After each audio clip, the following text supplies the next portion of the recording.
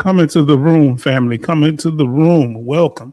I am the H-Town Vet, and I would like to welcome you to our channel. Let us check our sound. Come into the room, family.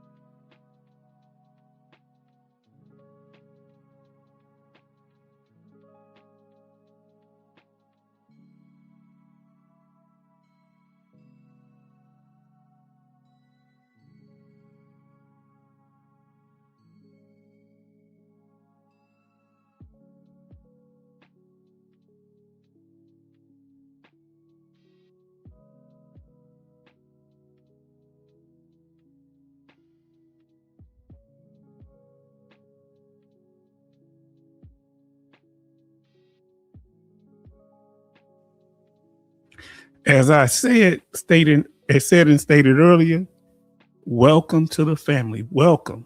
Come into the room.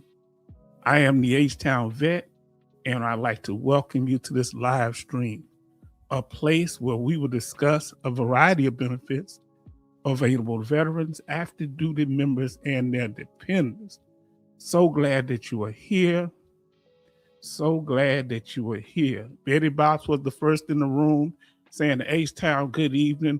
Hope you are feeling so much better this evening. I am. That's why I had to cancel, family. I was going to do it last night, but that pain was too much. I had to go back to the emergency room, but I'm getting better medication. We got 66 Love just popped into the room, family. Coasty said, evening, H-Town and the family. And this man is a very brilliant man, very intelligent man, very perceptive man. I hate to put you on blast, brother, but you were right. That was that individual, because they emailed me every time they would do Clown Up on the channel. They emailed me certain things, and I said, aha. And they did the same thing. So, family, we have everybody, brother Sean in the room, say evening, Coasty. You say, hey, Ben, he was in earlier, so I missed that. OT said evening, H-Town family. Then we have, that's from OT. And then I ain't gonna kick all of them because I got it on the side right there. So I'm just getting the first ones. Charlton says, Ahoy shipmate Betty Bops, Sean, BW, Coasty, OT, ILC, and H-Town, the April 1st guy. Okay, anybody's birthday in the month of April, we got to remember. Anybody got a birthday in the month of April, let us know. Let us know, April 1st. Jason M say, hello, H-Town family. Yes, indeed.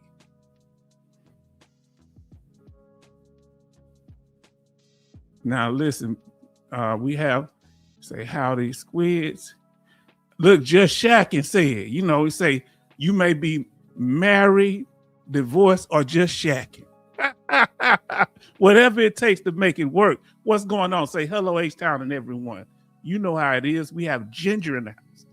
Good evening, everyone. Everybody show love to Shacking, Ginger, OT, Jason, and everybody. Especially show love to Jimmy Elmore. Evening, everyone. Family, are we making this thing run smooth or whatever? I'm not going over all of it because they have we have the I had a chat up. I'm gonna put the automatic chat up as you see, so we can get through this information. So family, we doing good. Mine's April 9th. Mine's April 6th. Grace April 9th. Yes, indeed. We're gonna have to make sure we show some love if we're on their birthday or right around the time it happened. Remember, anybody else in the month of April have a birthday. Say thank you, Charlton, for remembering. Charlton Z, you made me feel good. You got to watch out for them Navy guys. They're real smooth with the women. Sound like they took a couple of mine. Yeah, the Navy guys don't play fair. How about that? Love you, Charlton. Love you. But I'm telling the truth here. So family, thank you for being here. Thank you for showing up. And we are here. We are meant to unify, to support each other, to make sure that we're doing this thing right. You understand? And in that, we got to, there are going to be people come among us that may not be on the up and up or don't know the rules properly.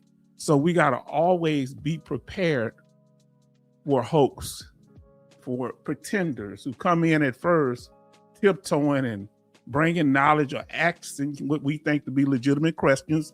I bring this up because y'all see it's happening, because as the channel grow and as other content creators come over here, they say, what's going on H-Town channel? He have under 3,000 subscribers. We got it going on over here. We got it popping. We know how to treat people. We know how to treat subscribers. We know how to treat people that just chat, viewers. We know how to treat other content creators. Huh? You know what I may have to do? Is anyone planning the big Easter? I don't know. Let us know exactly what day. Is it the third Sunday? Let us know. So watch out for the hoax. This being April 1st of all things, right? Yeah, what if I told you, I'm gonna let the expert trolls back in here. Then say April Fools, that's why I didn't do it. We have 15 watching and 16 likes. Okay, thank you, brother Jason. Here we go. So watch out for the trick bag. That's why we have rules, family. Okay. Main thing, number one, be respectful to the host and chat. One way you can do that is by staying on topic. You can do that by not saying inappropriate things about other people. So this Sunday, okay. Now, I will not attempt, that's rule number one. Rule number two, I will not attempt to network or promote myself or others on the channel. Other people might come up, other content creators, other people you think may be gurus or whatever, but let it be in context of what we're talking about. It's okay, but just bring it up out the blue, we're gonna stay away from that. Now we have our Doc Shelley in here say, number one, way to improve your claim, bribe the raider. Bye, folks. Oh God, see, he just coming in, you better come back in here, Doc Shelley. Doc Shelley, I better see you later. That's all, folks, Doc Shelley. Have you heard? Oh, you talking to him? Okay. Yes, family, let's talk about it. Now, the third one, I will not divert chat members away from the channel. This is really important. He said, LOL, everybody show love to Doc and show love to Big Rock. Doc has his nights, but one thing about him, he's here. He's family. Now, this is a troll-free environment. That doesn't mean that people can't express themselves. Doc Shelley expressed himself, and some of y'all express yourselves. Sometimes we agree with each other, sometimes we don't. It's a way to say anything. You got to know how to treat people, and show some respect. That's all.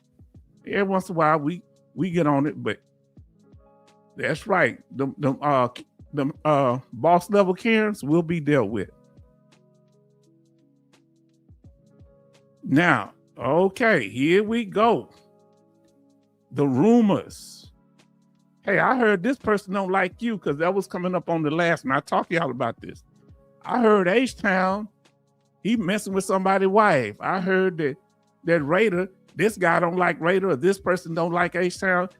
You sound like old gossiping hen. And this is coming from dudes. And then they had to say it. I have no proof that happened. So why are you repeating something you don't know? That ain't manly. Yeah, I said it. It's not manly. And it's not the women, it's the dudes. I mean, you should be ashamed of yourself. Competence and responsibility. Let's talk about it. And let's assume that people have a disagreement. That's on them. I don't know about it. I don't get in grown folks' business. Unless I feel like I want to speak on something, I'll speak on it. Now listen, Big Rock says, you may have to excuse my sarcasm and dark humor. Come on, brother. We have fun. That's what we hear. That happens. Listen up. Betty Bob says, 16 likes, 15 watching. All comments will be answered in real time only when the comments is on topic. Please make all comments respectful. Respect the host, H-Town, and the channel. Agree to the rules. This is what I'm talking about. Yes, indeed. Yeah, and sometimes I might step over the edge or you might step over. I say, wait, bring it in a little bit. It depends on the context. Now, scandalous things and drama, you're going to have to take that somewhere else. You know, we ain't on no drama. Everybody show love to our sister. She said, agree, yes. Our sister Grace Smith, her birthday's going to be coming up, I believe, on the 9th of April. Everybody show love. Say, hello, H-Town. So good to see you, Sister Grace. So, yeah, this ain't the show scandal. I can't believe so many dudes are getting the scandalous things. Now, trolling. We blocked somebody last time, you know. Trolling, what is trolling? Time wasting. If you're doing stuff that's disrupting the channel, remember that?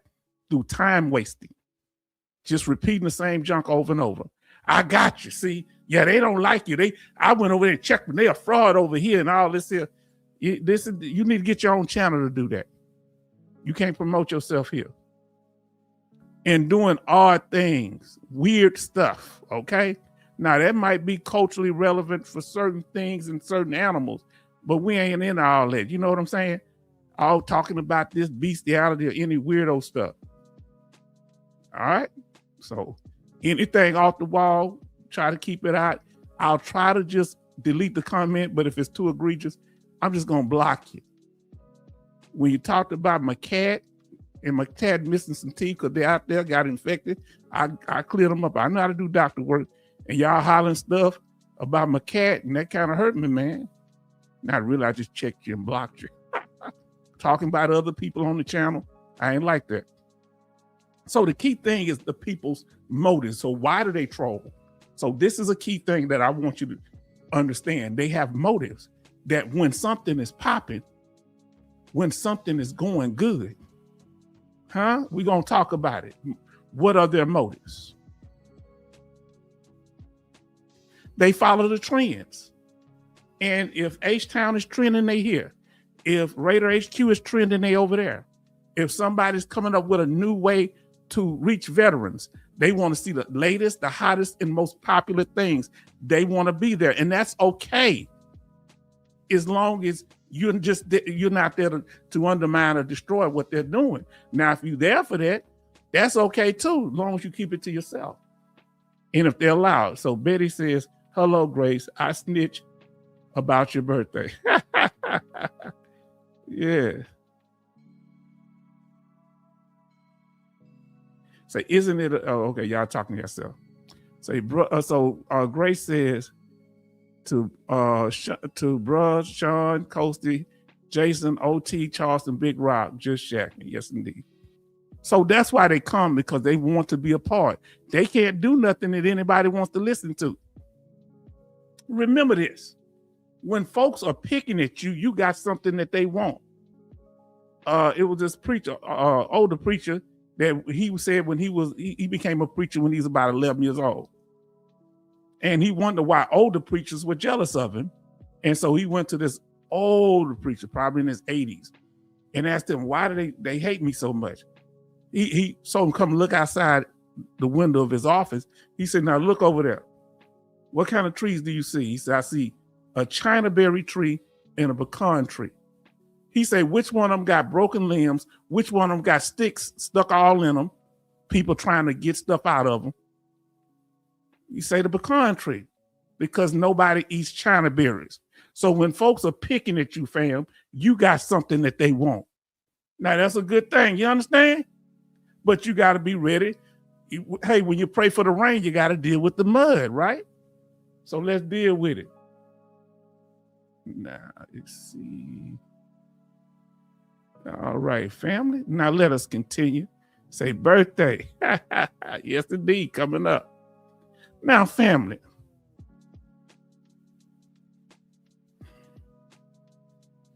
And especially if it involves money. I want you to understand that now. Especially if it involves money. So we have people doing things, and I got no problem with people doing things that for a profit. That's okay. That's business. That's why I told Raider, hey, you handle your business. But as you grow, once I get monetized, people gonna have more problems with me. That's okay. Ray Smith, apologize. I said it was the 9th. It's the 8th. Okay. All right. We'll just say you April Fooled it. Now, family, let's continue.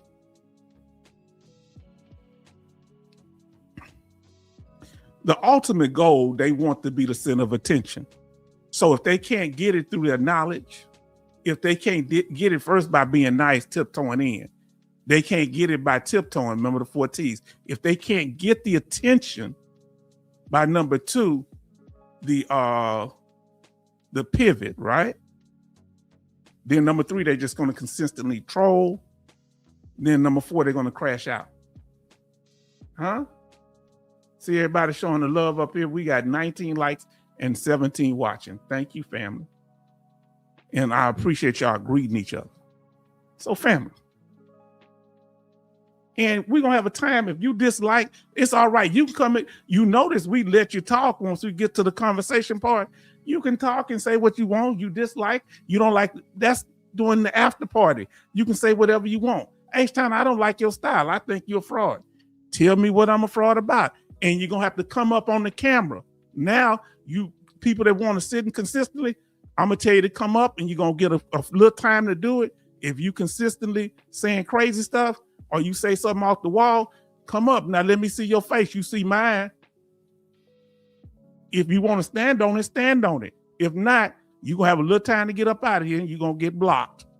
Give you about 2 minutes, 1 or 2 minutes, okay? Because there's a delay. So watch what you say. Because I have you come up on the camera and talk, say it with your full chest. H-Town, you know H-Town have, there's levels to this. Watch out for scams. Okay, watch out for scams. Because if you get involved in them, you might be held accountable with some of these for-profit companies, with even lawyers, but I don't know if you'll be held liable what the lawyer does. But yeah, watch out, but it will hurt you. Remember, there's no statute of limitations on fraud, family. Did you hear me? None. So if you defrauded the VA 30 years ago, they can still take the money back and take your percentage rating. Now, family, if this information has been informative, please like, share, and subscribe. We really appreciate you. We thank you for being here. And we thank you for all that you do, fam. We gonna make this thing happen. Smash that like button if you hadn't had a chance to do so.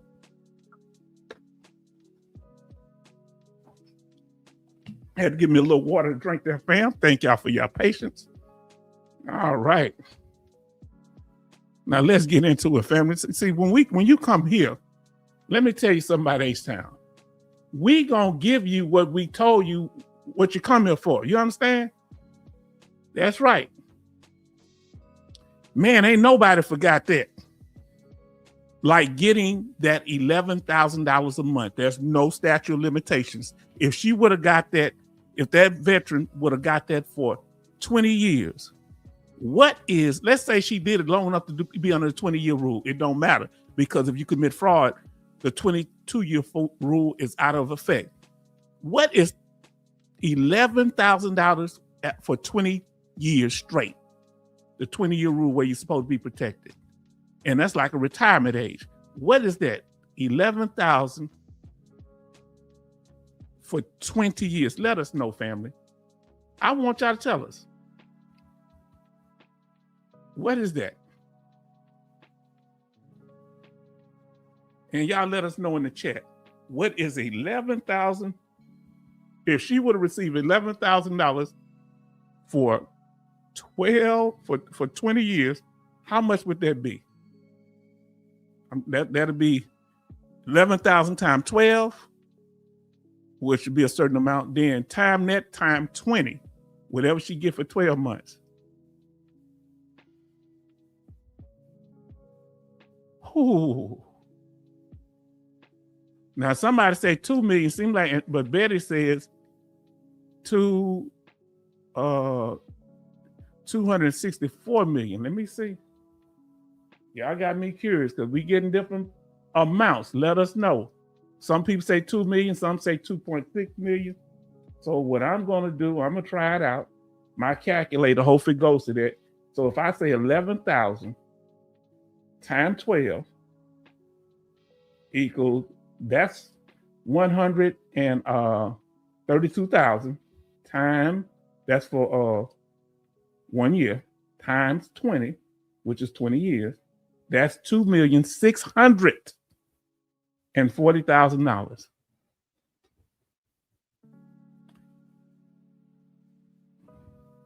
Man. Yes, that's what it is. Thousand, not millions. So you got your zeros off a little bit. Dang, yeah. And they would have to pay all that back, family. We need to get into this so y'all understand. And that's why I want you to know, family. Listen, I'm putting this up so people can be forewarned that there's what?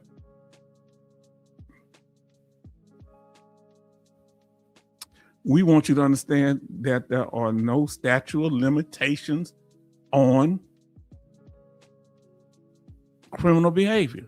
$2,640,000.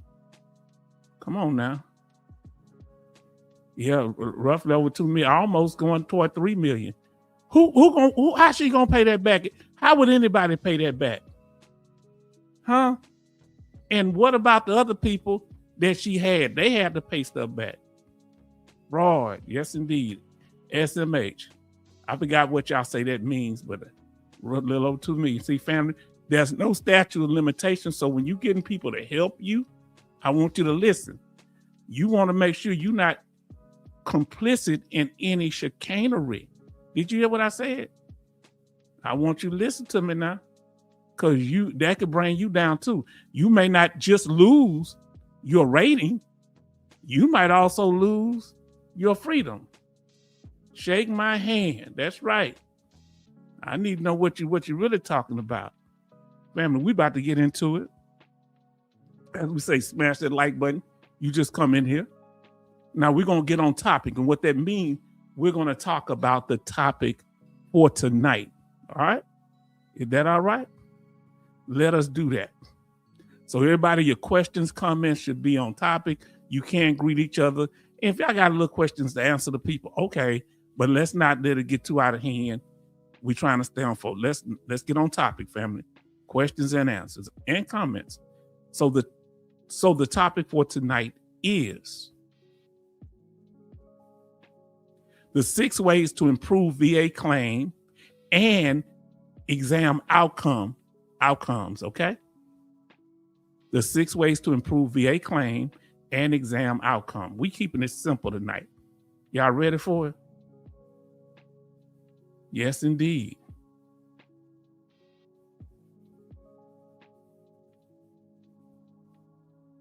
Wow, that's cold. We'll go in at the after, but I don't even want to pull that up now. So, wow. Now listen. So like our sister says, we'll get to that bit.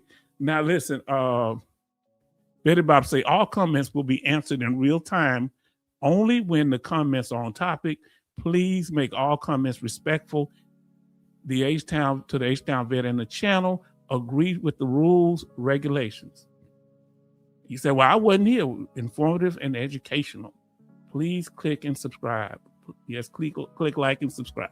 We'd appreciate it. Now let us continue, family. Here we go. We breaking it down. So here's how, you know, my background in education. So I'm back to it. It's hard for me to stay. 6 ways to improve VA claims and exam outcomes. So I don't tell you things for clickbait. Here they are right here. And you tell me if you agree or disagree, or you think there should be more on the list, because we always learning here, right? How does that sound, family? Let us know. The 6 ways to improve VA claims and exam outcomes. Number 1, file a claim, file a VA claim. You need to file a claim. Don't hold back. Submit that claim, okay? Now, one good thing, fully developed claims may be faster, meaning you already got a public DBQ, all right? That's what they call it on the website, so that's what I'm going to call it, meaning you got one done on the outside, right? And you don't have to wait for them to send you to a CMP exam for someone to rate you. We're going to talk about that. Number 2, VA schedules a claim exam. Okay, so let's say you didn't go to an outside exam. They schedule one. This is the key thing. Vet notified by mail. Vet notified. If you miss this can mess up everything. And I've seen it happen. I've seen one person that get one for 4 years. I've seen some people that didn't get another one. I've seen some people that it was hard to get another one.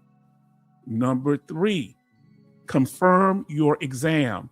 Call examiner, whoever is handling the exam, not just the company that the VA used to set up the exam, also the examiner themselves. Call examiner's office to verify appointment. You might have one thing on the paper that the VA sent to you, or QTC, or whoever handled the claim for the VA. You're going to be the one ultimately responsible for what happens.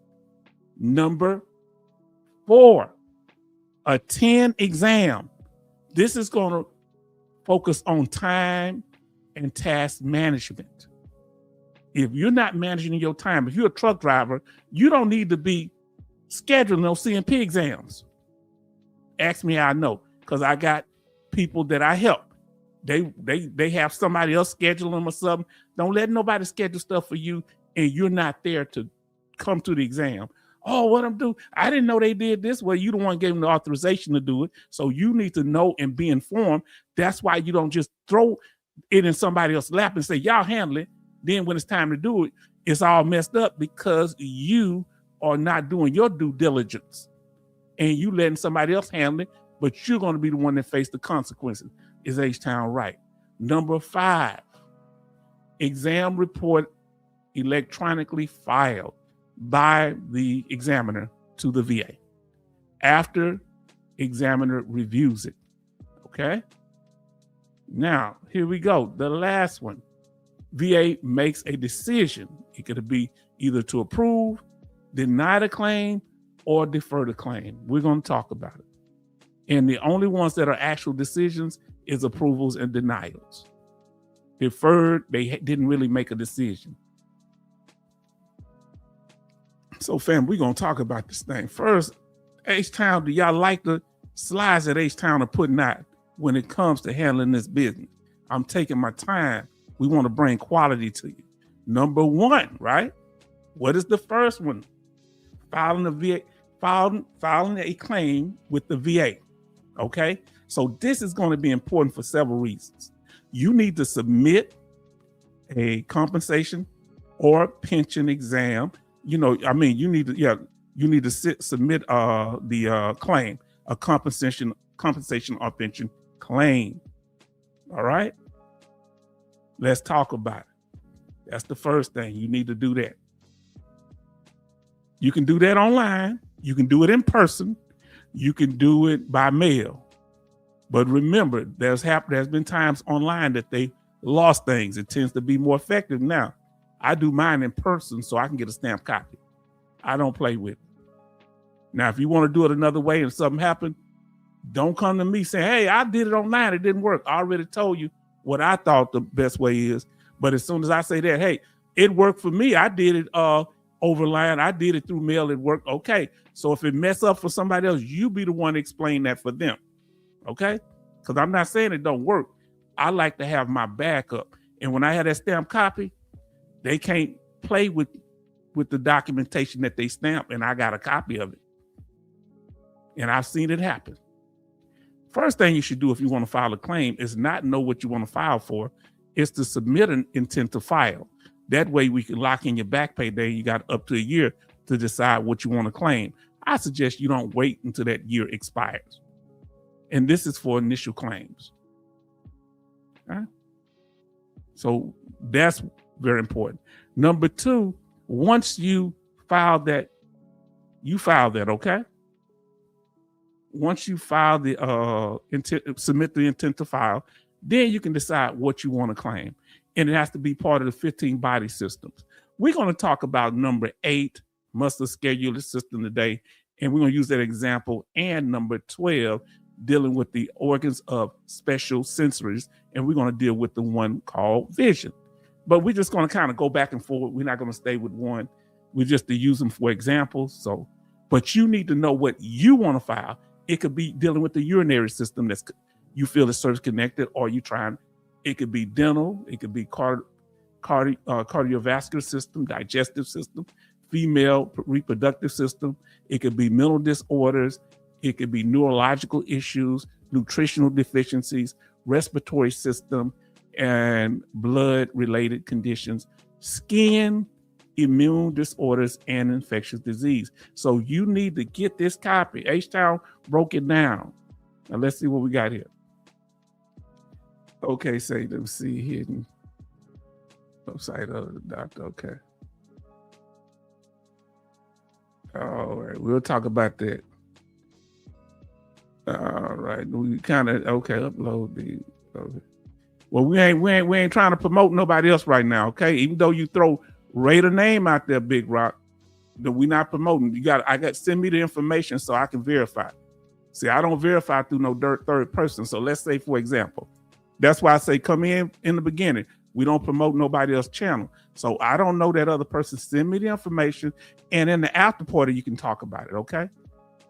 And we can discuss. But right now we can't. We on something else, and you off topic. So now listen, because people watching this recorded, and they're not going to know what we're talking about. And if I say I agree to that, and they say, hey, this person that you had up on your channel, they're not going to say your name. They're going to say me. That person, they were lying. So I don't know, because I haven't verified nothing. So that's why we handle it like that. But we appreciate you. Bring it to us at the after party.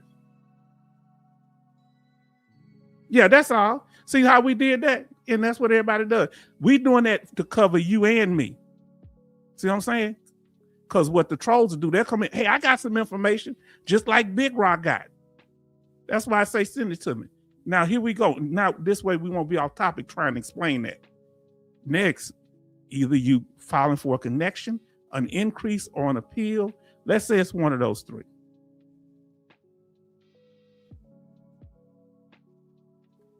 All right, let's deal with that fully developed claim.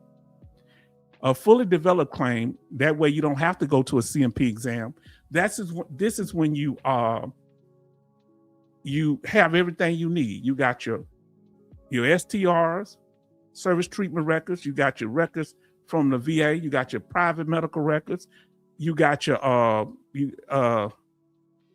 got your military personnel records. You got everything you need, and you've been to an independent exam where a public DBQ was performed. Okay, so what is a fully developed claim? A streamlined process for filing disability compensation and a streamlined process for filing disability compensation and survivor benefit claims where the veteran provides all necessary evidence at the outset. So when I tell people what something is, I'm giving the information. So if it's wrong, they'll come up here and say, H-Town, you wrong. Huh? That's why I put out stuff that I've verified. And sometimes fully developed claims are rejected. Sometimes you'll think the claim is fully developed, and it's not. according to VA or the rater that goes over it. See, you say it's right. The person that helped you develop it says it's right, but the VA may say it's wrong. And there may be some circumstances that the VA rater or the VA regional office say it's wrong, and it's not. That's why you have to be knowledgeable. They should be able to say why it's not. The first thing they want to holler is that the DBQ is inadequate or the evidence you son, and they'll overdevelop your claim, sending you to a CMP exam anyway. But how you know if it's overdeveloped if you don't have the information? Because you may think you have everything on the DBQ, but the doctor may have not signed the signature. They may not have answered the question. They may not put their credentials.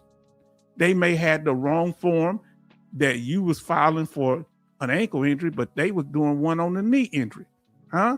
Because you gave them the wrong DBQ. Let's talk about it. And you need to put it on the right VA form. I want to ask y'all in here right now, has anybody ever submitted a claim or some type of claim to the VA and they said that you put it on the wrong form? Let us know. That they say you need to resubmit on the right form. Have they ever told you that you had the wrong form? Wrong VA form? Put thumb yes or no. Has the VA ever told you had the wrong VA form? Let us know, family. Jimmy says, yes, they've told me I had the wrong VA form. Yes, they've told me I had the wrong VA form, H-Town. So had they ever told you? So Charlton say yes. Jason says no. Now that's interesting because sometimes they don't.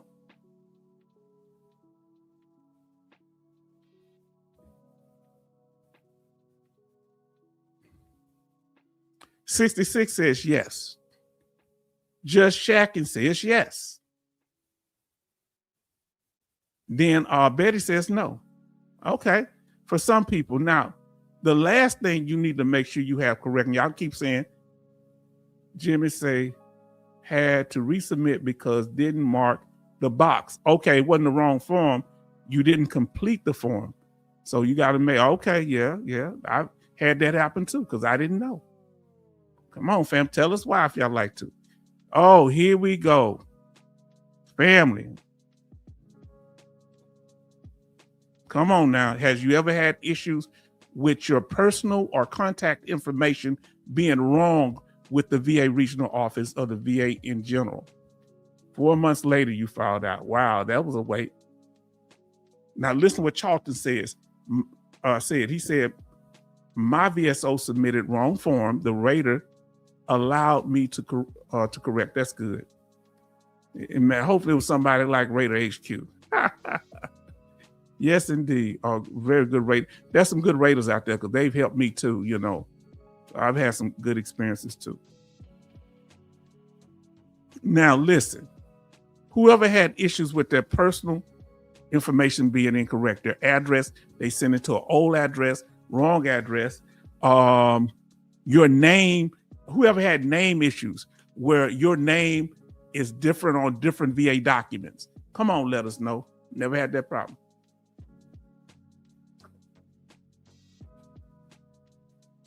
And always update your contact information with the VA and your personal information if there's changes.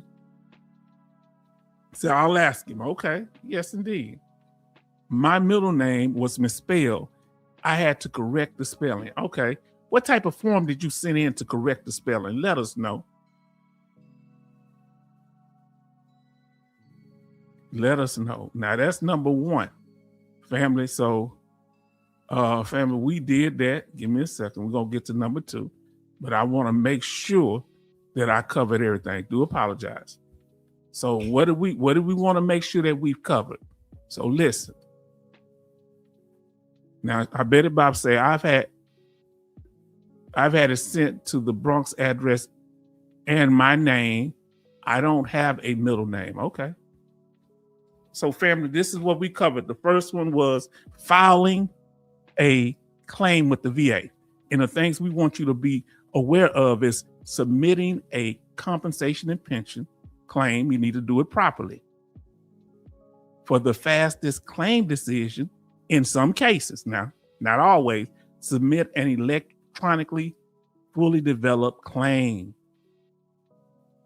including this completed disability benefits questionnaire, or DBQ, meaning you already had it done by an independent outside doctor that is qualified to do it, okay? Make sure this is somebody that specializes in the area. That's another area we make. Make sure VA has your correct contact information, address, phone number, and email information. Because if they don't, that can cause problems processing your claims if they have questions and things like that. Is that all right, family? Were we thorough with that?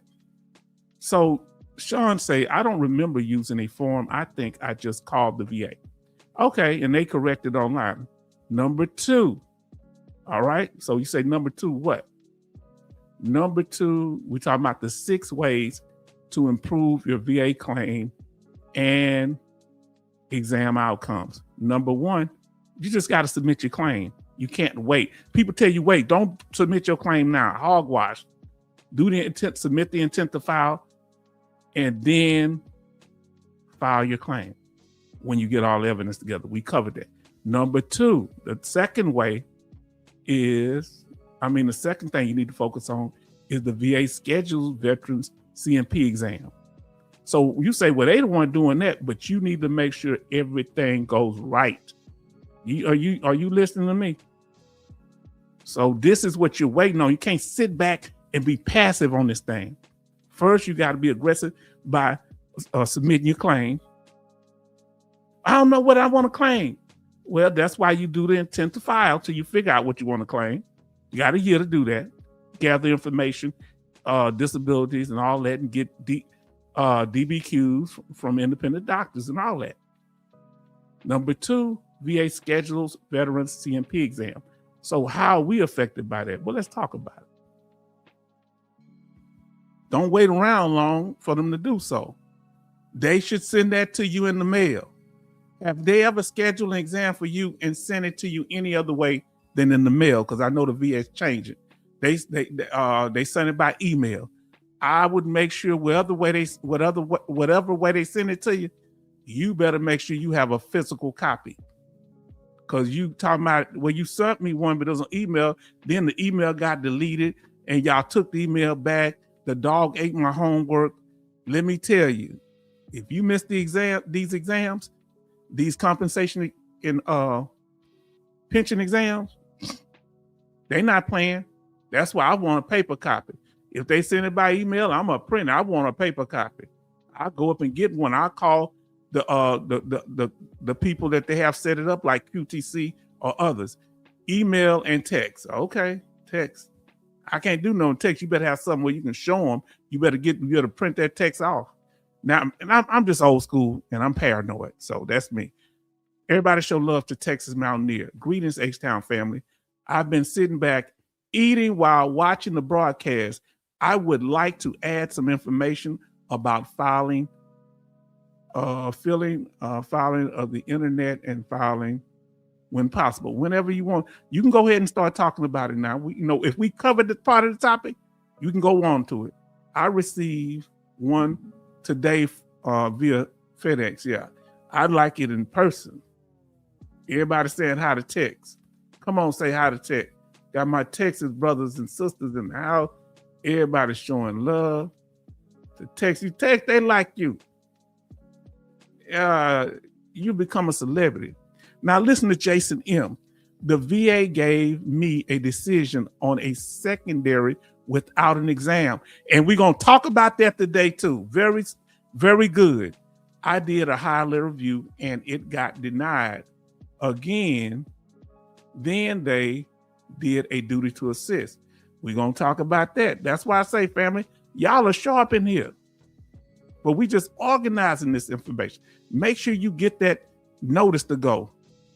And when you go, you make sure you know about the exam, that compensation and pension exam. Let's start off there with the one that the VA sends you to, call it compensation and pension exam. but there are other options, fam. Right? If you have your stuff together, as we said earlier, you can go to and get a public DBQ. Well, each time they say it's public facing, not on the website. On the website, it says, unless they changed it, this is a snapshot from it. Public Disability Benefits Questionnaire, DBQ. If you are interested in submitting a disability benefits questionnaire, DBQ, in support of your claim, please visit the website, which includes a list of DBQs available to the public. So, hey, and they have the same weight of a CMP exam DBQ that the VA send you to if they're completed properly. And the examiner considered all the evidence just like a CMP examiner would. Okay. Let's talk about it. Number 3, confirm the appointment.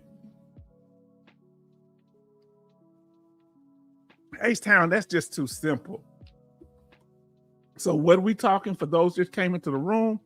The 6 ways to improve a VA claim and exam outcome. Number 1 is you submit the claim.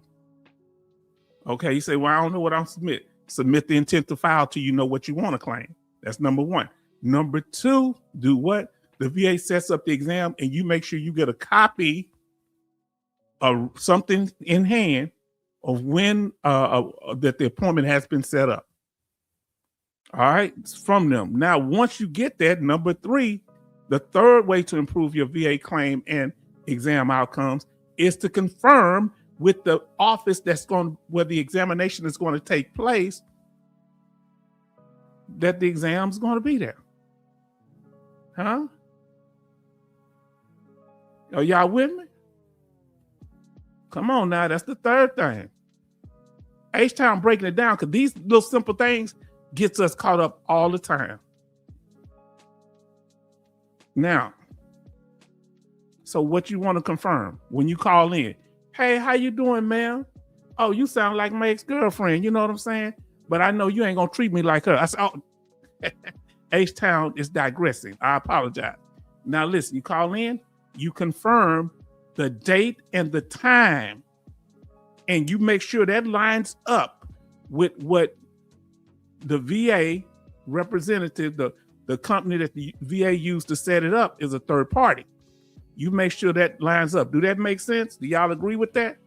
That the date and time lines up. Now, once you make sure that date and time line up, you put that in your calendar. Say, and you need to ask them what type of appointment is it going to be for? Is it going to be for your eyes? Is it going to be for your ankle? Is it going to be for digestive issues? Is it going to be for cardio? Because some people go to exam not knowing it's for something else. Don't make no assumptions on that, family, because you'll be there. You need to be prepared for the exam. You can't be prepared if you go for, you think you're there for PTSD and they're doing an eye exam. So call and verify what the appointment, not just the time and date, what the appointment is going to be about. Anything else y'all think we need to verify when you call that office? What other questions would you ask them? Oh, say evening, love, and H-Town. Yes, indeed.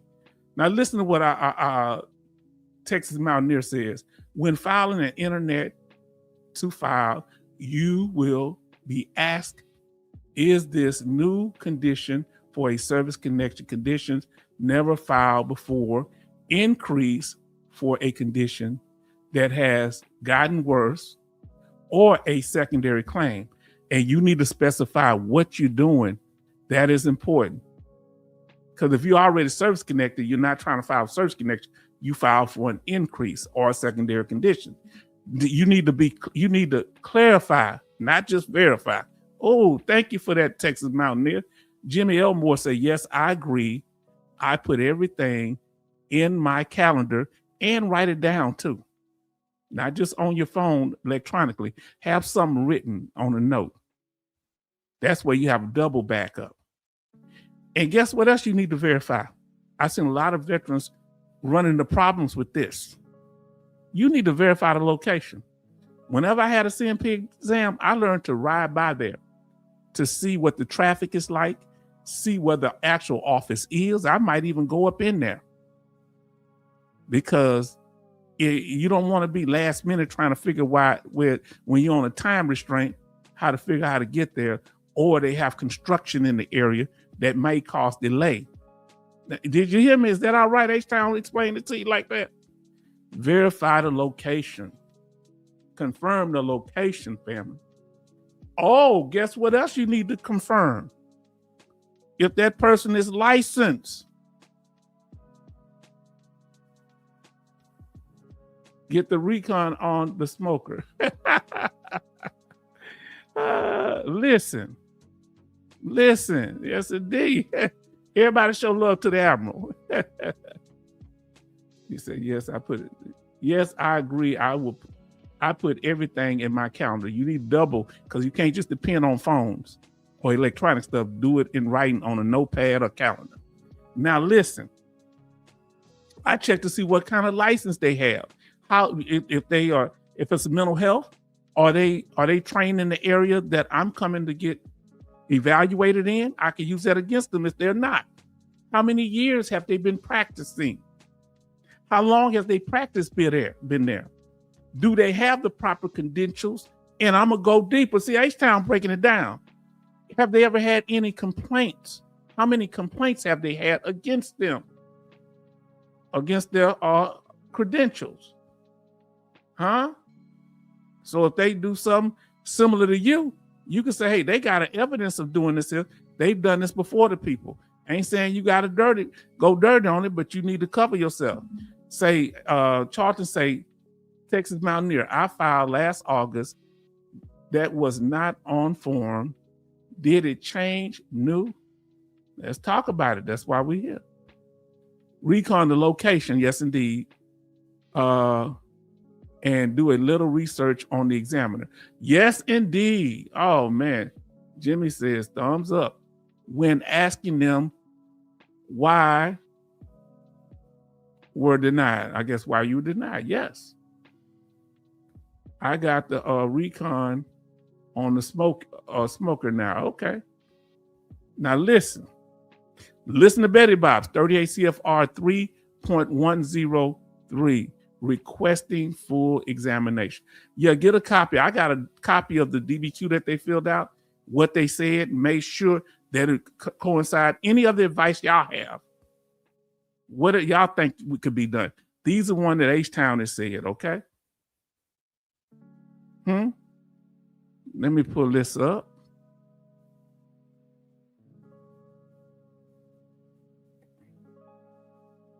I apologize. My fingers hit it too quick. That happens. Okay. I'm gonna say, try to make some barbecue sandwich. Going there smelling like barbecue might get a favor. Huh? They say, evening, Admiral. Greetings, friends and criminals. Now listen, family. I think this is gonna be the last one here. Let's see. And if it is, we thank y'all, family. Let's see. Thank y'all. Are we going over it in detail? Are we going over it in detail, family? And this is what I want y'all to understand. We went over the third one, family. We doing this here as y'all come into the room. The 6 ways to improve VA claim and exam outcomes for that claim. And the third one, what did we say it was? You need to make sure you verify the appointment. Okay, the first thing you need to do is submit the claim. The second thing you need to do is, once the VA set up the exam, you make sure that you have a copy of it in hand, not just some digital, not in your mind. And so you need a copy of that. Third thing is you need to verify with the exam place the exam is going to take place, the time, location, things like that. Huh? Come on now. Good info, H-Town. Ginger House Love said, yes, indeed. So this is the reason we're breaking it down. See, when y'all get help from other people, Say, I always do recon. Yes, indeed. Now listen here, family, and we're gonna go over the what Texas says here. So each time I'm trying to make sure we cover it. The second thing, the third thing, we on the third thing, dealing with confirming the exam. Confirm the date, time, and location of your appointment or appointments with the number provided. Reschedule the exams as soon as possible if you have a conflict. Listen to what I'm telling you, and you better make sure you have something in writing to prove that it's been that exam has been rescheduled. If you don't, you show up there anyway, even though they may tell you it's okay. Y'all better listen, H-Town. Listen to what our brother says. This is for filing online. You need to know what the intent to file will be for and a brief description. So if you're doing the intent to file, it just covers everything. Okay? However, once you file one thing, that's it. That's what's covered. If you're going to file multiple things on the intent to file, you need to have all that listed, file them all at the same time, put them on the same form. If you file them the same day on different forms, it may not cover but one of them, the first one you file, or two of them. So you put them all on the same thing where they can't say you filed different things, even though you may have filed them on the same day. I'm trying to tell you. And a brief description of how the new condition or secondary condition is affecting, how it is affecting you now. I like that. You will be able to edit later, add, put more to it. Come on now. Are we talking about this thing today? That's what we come here for. Now let's go to number 4. Family, we just been there 50-something minutes. I want to cover this. Number 4. You say, what's number 4, H-Town? 6 ways to improve VA claim and exam outcomes. We said what the first 3 were. Now the 4th one is the 6th way. The 6th way to do it. 4th way is this here. Show up to the appointment. Show up. Okay? But you got to show up a certain way. If you don't show up, it don't mean nothing. You can know the time, but if you don't show up on the time, or you confuse the time, you write different. That's why you write on different things, to make sure you didn't accidentally make a mistake. Okay, what's the family saying? LOL, he can't believe it. Now listen. Show up on time, family. What does Sean say? If you get a bad decision from a particular examining company, or we're going to get to decisions in a little bit. But we say, if you get to a bad decision from a particular exam company or location, ask for a different exam company if you filed new evidence and need a new exam. Yes, you can do that. I don't know if they'll always do it, but yes. Now listen what say. Oh, okay, I filed paper mail. No, I didn't say file paper mail. I'm saying when you get paper information from the VA, keep a copy of the paper. All right? Even though you may do it digitally, always have a hard copy. Texas Mountaineer say edit, correct, or even remove. Yes, indeed. Abner say, hey, Betty, okay. It's good to see you. Now, Lissy say, please ask Paula White to pray over you. You should get your claim approved. I like that. Now listen, pro of filling online forms will always update to you. Yeah, you can fill it online, but you need to go up to the VA and have something, or print off whatever you did online, have a printed off copy. Because the VA lost thousands of claims a few years back, and the people back days were lost. So don't get comfortable with these computers. When H-Town tell you something, it's because something has happened. And they were stuck, and it was the VA fault. I don't know if it was 18 or 20-something thousand claims. Am I lying? OT said, always request for the long form narrative by way of VA form 4130 38, which is support a claim form, which I consider one of the most, if not the most powerful form, because that's where you can express yourself. Yes, indeed. Request it. You can request it. I still do paper forms and mail it in. Oh, Lord, that mailing in, you just torturing me. You just torturing me. But you got your right to do it. OT says that is good backup, Charles, but online is always better. Yes, and when I say paper copy, Charlton, meaning take it to the VA regional stamp copy, and you can do one online if you want to, if they print off a confirmation. But I'm not backing that, because if something go wrong, I don't want you to say, well, you told me H-Town, stamp copy, you can't do it wrong. Now listen to what our brother say. True H-Town, VA shenanigans lose stuff. And when they're picking it up in the mail, if one person not signing for it, how you know who got it? They can say it never got it. I've seen it happen to veterans. It happened to somebody in there. Texas Mountaineer say you need to be a subject matter expert of your evidence. Yes, indeed.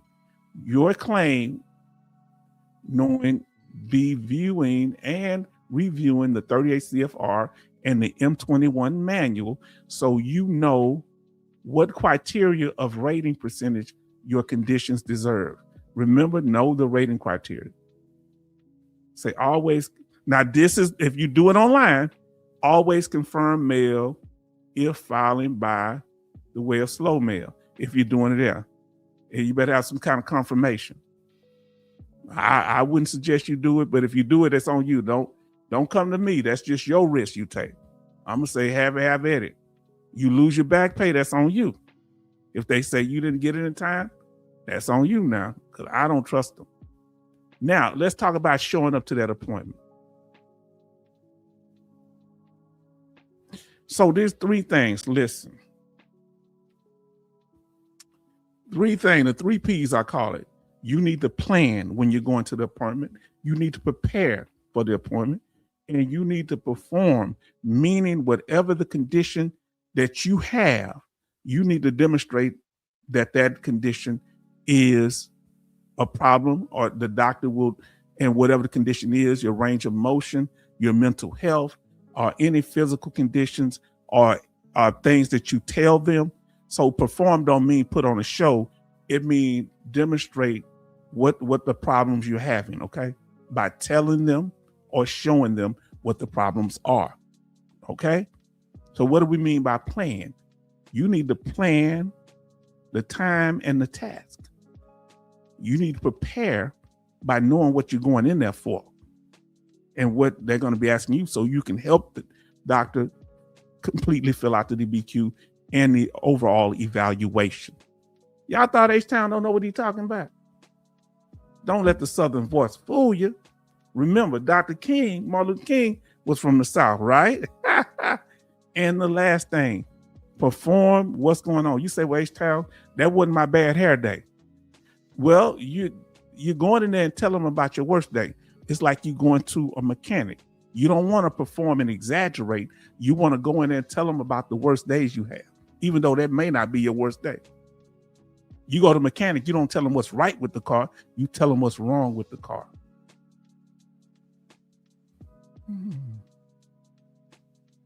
Texas Mountaineers say the UPS is having big problems now. Your claim is too important.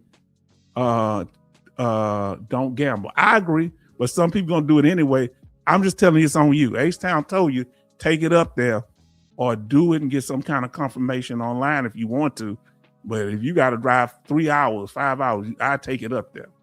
Now listen, Sean, because this is too important. It'll make your whole back day up. They might deny your claim and you have to resubmit a claim. I ain't got time for all that. I've seen all this happen. I've seen it happen when someone had a stamped copy.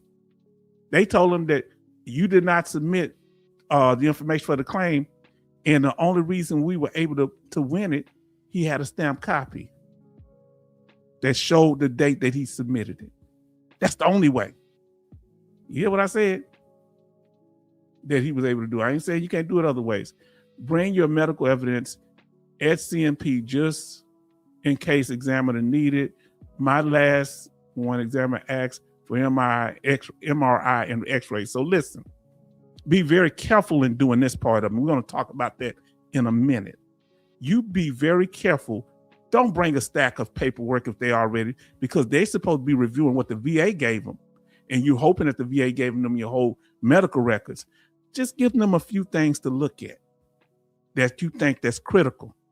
Maybe something showing MRI or something, a doctor's statement. Don't give them no whole stack of papers. That's totally out of bounds. Navy cheese, Navy fries. Okay. Mountaineer online, not secure. Yeah, yes, I agree. Now listen here. Navy bug juice. Oh boy, yeah, I gotta remember what that means. Admiral says take everything to the exam, organized by subject, time, date, and connection. Lay that thing out like it's court. Yeah, but depending on who it is, they can say, I don't want to go over that. I'm gonna go with what they gave me. They can accept it or reject it. The doctor can. So you better move in there very humbly and ask them first before you start dropping stuff on. That could really mess the mood up of the examination, because they're not obligated to look over anything that you bring in. Am I lying or telling the truth? So if they are, respectfully ask them. All right. And kind of explain, hey, I just have this page, or I have something that, because they're going to say, if I already got it, why I'm doubling it? You need to make sure you let them know why that's important. If I lied anyway, you let me know, because I know certain examiners have different views on things. But if you disagree, let me know. Texas Mountaineer say, H-Town, you are always on top of these things. Your graphics, displays, and presentation are among the best. Thank you. Thank you so much. This is the whole thing. It be in my brain. Now listen, Betty Bob say, I would say online, go to the regional office. Yeah, because a lot of people do it online because you may be 7 miles away, but get some kind of confirmation. But if you're able to go to the regional office, it's close enough, go, please. Pay a little more money and send the claim through FedEx. Yeah, if they can get somebody to confirm it, that's possible. Now, OT says, remember, pain with motion is rated at 20% specifically for the shoulder. Oh, he's talking to Sean. Okay, they're saying that. Unfortunately, we are all in agreement. And what works for you, but I'm just telling you that if they go bad, the only real solid way you're protected, that's undefeated, if you got a stamp copy. But it can't work. Have a very basic pitch. Select the doctor. That's all I'm saying. Because I know that's what you meant, Admiral, but some people think they're going to bring a file in this big, Admiral. So that's why we have the documents that you think that really would help the doctor make a decision on your claim in your favor. Now, I love this here. OT is really right about this. This is part of being prepared. Know the criteria of the condition that you are claiming, meaning what is the rating criteria? Do they offer a 50%? Mental health go up to 100%, but there's only 5. So I think they changed it to the 5. You either get a 10, a 30, a 50, a 70, or 100%. So if you already at 10%, you're going to go to 30 if you get an increase. If you at 50, there's no 80, 90% for mental health. Only thing next is 100. Talk about it. Now listen to what Grace says. Always watching for parking lots, always watching from the parking lot until you drive away. Dropping pins, doing exams, asking you to pick them up, always watching. Yes, they're watching. They're watching. If you came in on a wheelchair and you go outside to your car, they have the police cameras. I've seen them do it. They followed me downstairs and I didn't have a physical condition. They followed me downstairs, got in the elevator with me, the doctor did. You understand? And they'll go down, if you're in a wheelchair or they say you got what's called, everybody show love, the boom nailed it. And you have it, you have something where you and they say, oh, look, but when they got down to the car, they walk perfectly. And they'll use that against you, possibly. I'm not saying that all would do that. Show love, the boom nailed it. Now, Texas Mountaineer say the first CMP exam I attended, the examiner found everything on my DBQ. I was feeling great until he asked who was the person that signed it. I told him, he says he's a PA or physician assistant. He's not medical. If a physician assistant is qualified, that should be no problem. And you just have to question that to see if that's the case. Because sometimes you can get clinical nurses to do so. It depends on what the condition is and the requirements. Because if you're talking about a TBI, you're not going to have necessarily a foot doctor do that. A neurologist, possibly. That's why you need to know what doctors covers those conditions or what mental health professionals qualify to cover them. Don't just take somebody's word for it. So everybody's saying how the boom nailed it. So he had no credentials with me. His report denied everything. Now, he had no credibility with me. His report denied everything he said he had located. So what you need to do is contradict what he said. Say, yes, indeed, nailed it. And show the evidence saying that that person was qualified and send in information where he said they didn't, he or she said they didn't. Come on now, family. And that would get you a new exam. I had a new exam done when a CMP examiner, a PhD psychologist, messed up and made judgments based on what other doctors had said. He was there to examine me, not the other doctors. He's supposed to consider the whole medical record. He said, I don't believe all these other doctors right. We talking about doctors had 20, 30 years of experience. He say, yeah, all that what they're saying about him can't be true. So that got me another exam. Huh? Because he's supposed to consider the whole medical record. He didn't, in the 38 CFRs, he must consider the whole medical record. He didn't. So guess what? I said, I want a new exam, that this is an error. And he had put in the report, he was that dumb. He hadn't been a psychologist, but for 3 years. Now listen. And he tried to do some slick test on me, but I'm gonna tell you that in a minute. So when the rater went over it, he said, we are ordering a new exam, and quoted the law I said. The rater said, because the medical examiner did not consider the whole medical record when making a decision on the claim. Come on now. And all he said that they didn't see any improvement, that it's pretty much the same. And I was just filing for permanent total status. Let me see. Oh, I missed something here. Okay. Text me on this, say, feeling horrible. I did the research and found out that the VA hired more PAs than anyone, but they don't want you to use them. Ain't nothing but hypocrites, if that's the case. Now, OT say, cause the VA don't want to pay the money, good doctors. But they'll pay for PAs, physician assistants, but don't want you to go to one. I think I had excellent physician assistants over at the VA that worked with my psychiatrist. He the one, let me tell you something. He the one that spoke for me. I want you to listen to me. He spoke for me. He said, I'm gonna ask the doctor, because I didn't know, my doctor was good. He was a psychiatrist, but he spoke to my doctor. I'm gonna talk to the doctor about writing you something saying that your condition is permanent in nature. I never asked the doctor. Doctor said, hey, one day just asked me, did you have any? I said, yeah, because I'm trying to file a claim and they want to know if my condition is permanent in nature. Listen, permanent or not.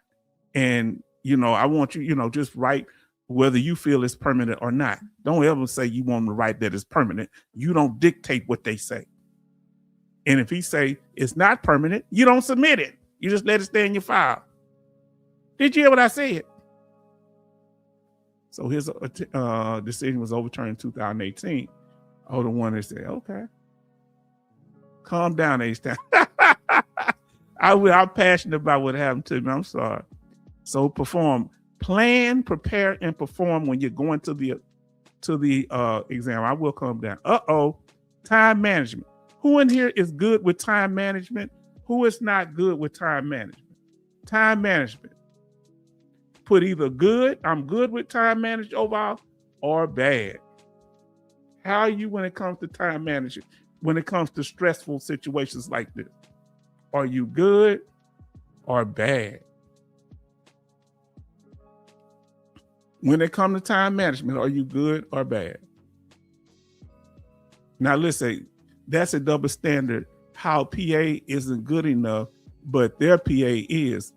Just like their doctors. Our doctors are not good enough, but theirs are not.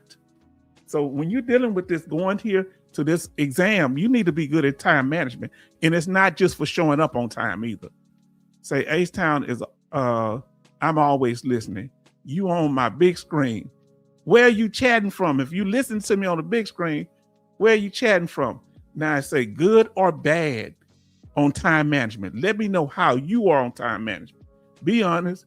What is it? Time management, meaning you're able to manage your time and the tasks you have to do and being there on time, making sure you manage the task, you got the information you need for the task. So time and task management.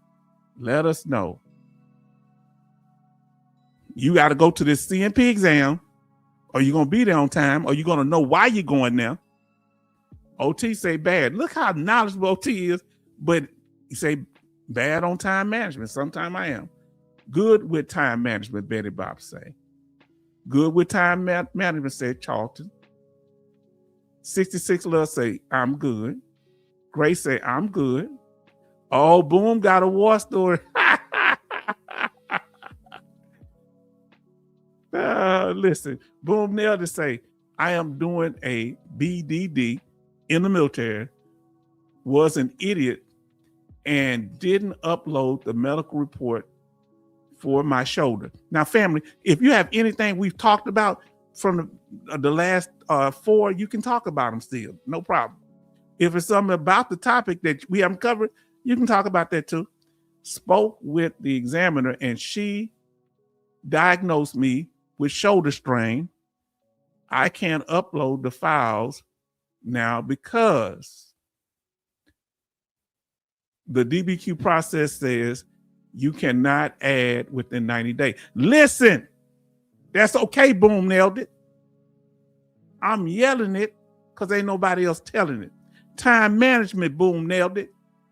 You got a year to add that in. And I suggest y'all, if y'all got the money while you in service, they giving you janky stuff with them doctors, go to an outside doctor and get treatment and get the diagnosis you need. And if they won't let you put in the file, right when you get out, once you got your whatever you get going out, let's say you got 40%, 100%, but you want special money compensation, take those records that they did not consider. Yeah, you can go to the outside doctor while you're in the military. And take it to the VA and say, this happened while in the military. The VA wouldn't acknowledge it. I mean, the military wouldn't acknowledge it, but this outside civilian doctor did. Is that a smart idea? That came from my brain. Charles to say, my anxiety helps with time management going to COD. Oh boy, yeah. H-Town, I'm chatting from my phone. Okay. But chatting from the phone, I got to be bad like that, but I'm y'all watching me, so I can't have the phone looking at the TV. OT says it's actually AI that is developing the claims. Claim adjudication still needs human intervention. Say, you on target, OT. Family, we ain't playing with this time management, family. If you're not good with the time management, going to your doing follow-ups when it comes to your VSO, when it comes to a submitted claim, and you ain't following it up, that could be issues. Boom, nailed to say otherwise, they drop you from the BDD and you go to FDC. Man, I am so angry. My shoulder and IBS stuff will need to be done once my DB clears. That's okay. Have the evidence and get more evidence if needed. That's new and material evidence that they wouldn't consider. And you need something in writing saying they rejected it and have that 90-day requirements. So they say, why you didn't submit it? And you tell them why. I'm good, always early and efficient. Man, we talking about this thing. Texas Mountaineer say, boom, check to see if you can submit that with a RO. So they usually you can deal with ask any VA regional office or regional office in the area, because can you submit it with them? Check. While you still in the military, Texas Mountaineer. Sometime they'll have someone work with you. Betty Bob say, I'm going to be 2 years early. Okay. I can't sit around and wait. They not going to catch me late. I am not going to rush back and hip hurts too bad. Come on now, let's talk about it. She said, Betty, you are right. Texas Mountaineer say, maybe be different for a BDD, but you still can go to call the regional office and see if they can help with the situation. Okay? Now listen, Boom nailed it. Say, yes, sir. I'll add and fight it back once I'm done. 100%. I'm filing for everything wrong with me. See, if you do it while you're in there, you get diagnosed while you're in there. If they play with you when you get out, they're going to say it's in service. You have a year. Don't wait no year. They're not going to go back to the date you got out the military, the date you filed. They're going to go back to the date of injury. That's why you need to that doctor. If the VA doesn't, if the military in the BDD board doesn't do it, have whatever doctor say, you let them know when it occurred, and that'll be your effective date for that disability. And they have to pay you back to pay, hopefully all the way back to that. Whew, man. I have learned so much from you guys and all the vets that came before me out here helping. Yeah, because we was punching in the air. Say, I'm on my phone also watching. I don't got a computer, LOL. Let us know, how are you watching us? From a phone, a laptop, a personal computer, or a television? Let us know, family. We ain't trying to be too noticed. That is BS, Boom nailed it. That is BS. That is BS.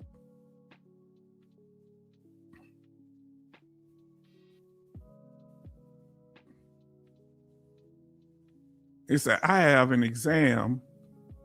Let me say, I have an exam after a few months. I had an exam a few months ago at 8 a.m. I showed up 30 minutes early and the examiner showed up 30 minutes late. But as long as you were there on time. And when y'all saying it straight to each other, I let y'all make the little statements, usually when it's aired. Now listen to what y'all say. Sean, you sound like a married couple. Oh, you out of control, Charleston. Man, y'all out of control. I ain't got time for y'all. OT say yes. It will be back to step 3, evidence gathering. Remember, BDD is on rails. Yes, indeed. So let's see. VA can really mess with under the BDD process. Let's continue. Now, family, time management. Please show up. If you got to go to a BDD exam in the military, show up. If you got to go to a compensation and pension exam that the VA sets up for you, through a third party person like third party organization like QTC or the other ones, show up. Tell us in the chat some of the other ones that the VA use now to set up CMP exams. Put them in the chat. Now, show up. If you have an independent exam scheduled on your own, show up.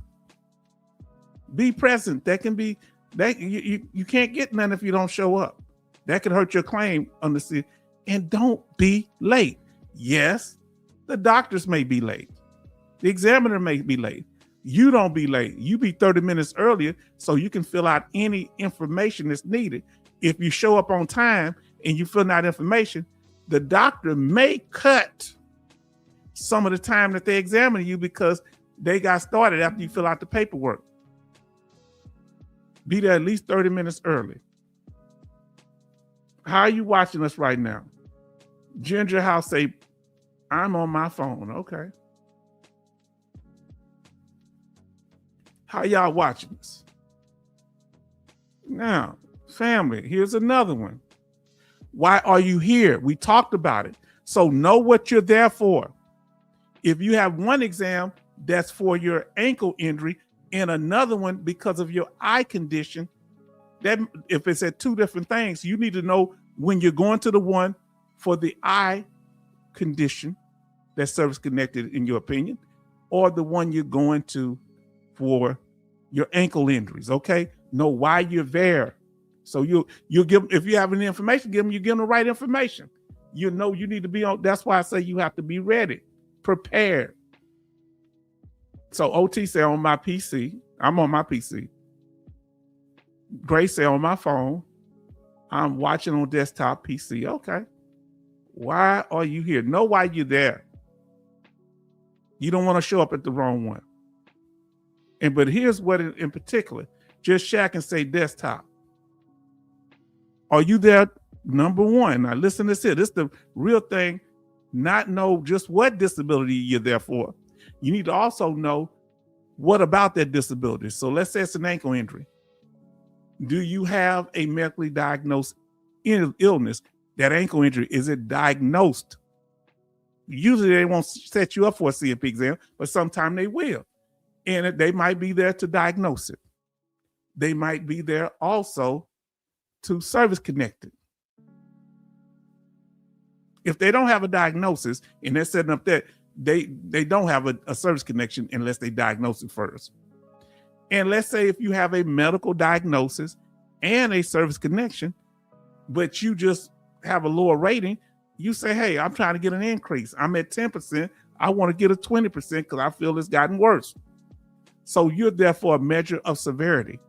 And if the measure of severity is the same, they're going to keep you at that 10%. If it's gotten worse, they're going to put you at 20%. In some cases, they do reduce people, but the only thing you can get in with an ankle injury is a 10 or 20% rating with the rating criteria, as our brother brought up earlier. Say, I'm watching on my desktop PC, says Charlton, say desktop for just Shaq. He got a computer in his shack. Now listen, or her shack, I don't know. Then you say, are you ready? Not only know why you there, are you ready? Are you prepared? Charles say watching from a phone, from his phone. Let's do it. What do you need to ready? You need to know why they're there. What the doctor is looking for. You need to be ready for the questions, for the exam, the physical things that they're going to do with your body, stretching, moving, checking your eyes, all this is, you need to be ready. They are looking for signs and symptoms. Okay? So if they got signs, it could be some physical or symptoms. I mean, signs could, let's say the symptoms. Symptoms could be a rash on your skin. It could be different things. Signs could be you're looking around, you're hypervigilant, you tell them you don't trust people. Conflict, that's sign. Fire from your job from attacking people, that's a sign. Symptoms could be some reaction to the disability. And sometimes symptoms could turn into secondary conditions if the first one is service connected. Or they might just connect you with the other one and say, I think that's related to military. And you didn't even come in there for that. Let's talk about it. Then we have OT says 38 CFR 3-155D2. Look up this CFR. They'll scope of claim. So you'll know the scope of your claim. That's good. Thank you so much. Texas Mountaineer says, if you show up early and the office opens late, document it. Yeah, I never think about that. Real sharp. Send a picture of the closed office to the vendor and examiner as proof documented the time they arrive. Now, I'd say that if they mess you up, but if they give you a good review and they give, a good rating, there ain't really no needed, but you let us know if you think you should do it automatically. Let us know if why or Mountaineer. Document time the CMP is. Please do that. Woo, you got some good knowledge you talking about. And complete the case in case they shortchange you and fail to do the exam correctly. The length, the duration of the exam, you need to do that. That's something you don't have control over. You got control over the stuff we talking about, but how long the doctor does it, you don't. Everybody show love to DeMarcus Graham. Say, I'm joining late. Good evening, family. Good evening, DeMarcus. Then we have Betty say, thank you, Texas. Yes, indeed. Say hi to DeMarcus, and if you like the information that Texas Mountaineer and OT put out, tell them thank you. And the rest of us, of course, whoever said something that helped you. Now, here we go. Now, this is the one I want to bring up when it comes to signs and symptoms. Some questions are going to be yes or no. Just ask them yes or no. Is your name H-Town Vet? H-Town Vet. If they ask me if my name H-Town Vet, I'm going to say yes or I'm going to say no. Then if they need more detail, I tell them why. Well, my name is this here, but they messed it up. This must be the wrong exam. This the wrong person. That's not me. So that's why. If they just asking you, are you service connected for an ankle injury? Just put yes or no. Well, see, I am, but what had happened was they had took it away and they gave it back to me. All that ain't necessary. If they ask you something that needs more detail, give them more detail. If they ask you questions and they didn't go into detail, you tell them, well, you know, you was asking about this earlier, but you want to make sure they know, you go into it. Let me see.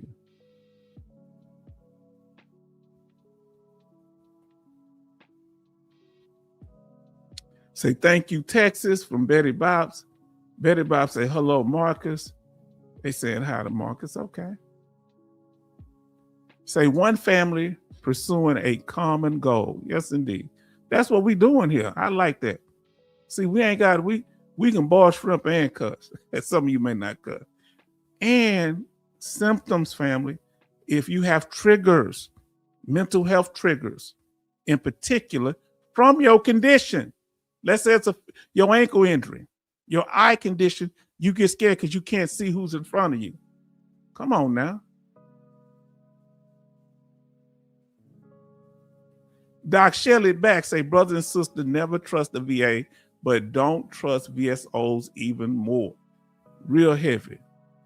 Kids, keep it simple, stupid. Yes, indeed. Hey, Marcus, yes, indeed. Boom Nelder say, good evening, Doc Shelley. Doc Shelley, and everybody show love to Doc Shelley and Benny in the house. Benny say, hello, H-Town Vet and chat family. Family, we just putting this information out here. We breaking it down, H-Town style. Very true, Doc. Let me tell you why you don't trust them. I got some good information that helped me did this live stream tonight. Let me ask y'all where y'all think I got this information about claims. Did I get it at the VA regional office, or did I get it at the VA hospital? Where do you think I got this information about that helped me do this tonight? Do you think I got it from the VHA or the VBA? So I'm gonna put that down. The VHA is the VA healthcare system, or did I get it from the VBA, which is the regional office, or the Veteran Benefits System Administration? Healthcare, yeah. The VBA is the Veteran Benefit Administration. The VHA is the Veteran Healthcare Administration. Which one do y'all think I got it from? I got the information about claims from. Very good information. Let us know. But your triggers, okay? So if you injured your leg and you see a report what's going on in Iran, and it reminds you of how you got injured or you had sight problems, you need to break that down. So while you're talking to a doctor dealing with your physical condition, they may note mental health conditions, even though they may not be a mental health doctor. Betty says she didn't get no information from, she don't think I got it from either. Where you think I got the information? Betty Bob say not either. Jimmy Elmore says the VBA, the Veteran Benefits Administration. They saying hello, just shacking. Okay. And there are environmental things. Like I don't like being on side of town of East Houston because they have a lot of refineries that remind me of the oil well fires during Desert Storm. Okay. Now that could be daytime where you see that environmental trigger down there. So you let them know your triggers. You might got an ankle injury from being MST'd. So if somebody touch you a certain way, that reminds you, or that injury, that reminds you of what happened to you. Come on, that could help you get mental health. Say, Benny say the VBA, I got it from the VBA, he thinks. Now listen to what he says. Let us know, family. I'm gonna let y'all know where I got it from. I got it from the VHA, the Veteran Healthcare Administration, way back. I went to the emergency room. Remember, I went to the emergency room way back in the back by the elevators. And man, this is crazy. I mean, and it was the great information, but they just had it. A lot of them went on each shelf. They just had it on the window. It's like they were hiding it from us. If you get off the elevator, the window, this little window in the shelf right there, if you didn't look right, you wouldn't see it because there's no way to walk that way. So why don't the VA regional office, the VBA, have copies of this information? That could be real helpful. Mine involve hypertension, ESRD, is it dialysis? What is it? And kidney transplant. I'm on step 3 and having been notified of a CMP exam. I've been out since 2002, and this is my first time filing. Well, DeMarcus, we're praying for you. Certain smell triggers me. Tell me which one you have. Do you have any smell or sensory triggers? Eyesight, vision? What are your triggers? Emotional, newspaper reports, or news reports, environmental, or things that come in your mind like flashbacks and things like that. Cognitive mean mental. Yeah, we found it at the VHA. Gas station, lawnmower, 4-wheelers, and any bite of water. Wow. Okay, hey, Benny, yes, indeed, family. We're talking about this today. Aren't we talking about it? Now, let us continue. This is what you need to be telling them doctors about. And when you're going there, you need to be a reliable historian. You don't need to be doing a whole bunch of extras and performative stuff. When we say perform, we mean perform the exam that they take, but not act like an actor or a faker, fraud, or phony. Triggers, okay. Now listen, be a reliable historian. Don't go in there and exaggerating, doing the most, because they will flag you. That doctor will flag you and it can hurt. And they got a diagnosis for it called malingering, specifically for mental health disorders. And that means that you're exaggerating or faking symptoms. And once you get that jacket, you're no longer a reliable historian, even if you're a combat veteran, because I did tell you, if you're a combat veteran, you're considered a reliable historian unless you have a diagnosis of malingering, I mean. Say, everything triggers. Wow, that's heavy, Grace. Grace, petroleum causes machinery. What was your worst rate MOS? So your MOS, did your MOS cause your triggers? Tell me if your MOS and what that MOS was. Grace, it was Snipe to EN. What it say? Grace is engineering rate. Everybody show love to evening to San Diego Marine 96, say evening veteran family. How you doing, my friend? Now let's continue. Now we talked about it, didn't we? Travel light when you're going in there. You can control this. We're talking about the things you can control when you go in there. Don't go in there with a stack of papers. If you got to go in there, they have no obligation to read the papers. You understand? But go there light and have stuff that would help your claim, because they have the whole report from the VA, so they think. He's also says, San Diego also says, H-Town Northside evening. Yes, indeed. I'm BT, barely trainable. Say, Betty say, hey, San Diego, everybody talking. Yes, indeed, family. We have 27 likes and 23 watching. And thank you, family. We thank y'all for being so. I would only read what is on the exam request. There you go. Yeah, what's related to it. Don't go in there and talk about your feet and you're in there for your eye exam, unless there's some type of connection. So travel light if you bring in, you can travel in a copy, you can bring in a copy of medications if you think that's going to help, or the side effects of that medication. Did you hear me? We have to talk. I'm talking too fast. So you go in there, let's say dealing with your injury. All right, stuff that's related to your injury you talk about. If you got to lay up, and for how much time from your ankle injury that's service connected, or you trying to either get an increase or service connected, or you trying to get a diagnosis. You tell them how much you got to lay down. What James said? Okay, James say, made it a great day. Yes, indeed. It is a great day. Everybody showing love. Where's James? Boy, everybody liked it. Boy, thank y'all for showing them love. So how long, if you had an ankle injury, how long do you have to lay up before you can move?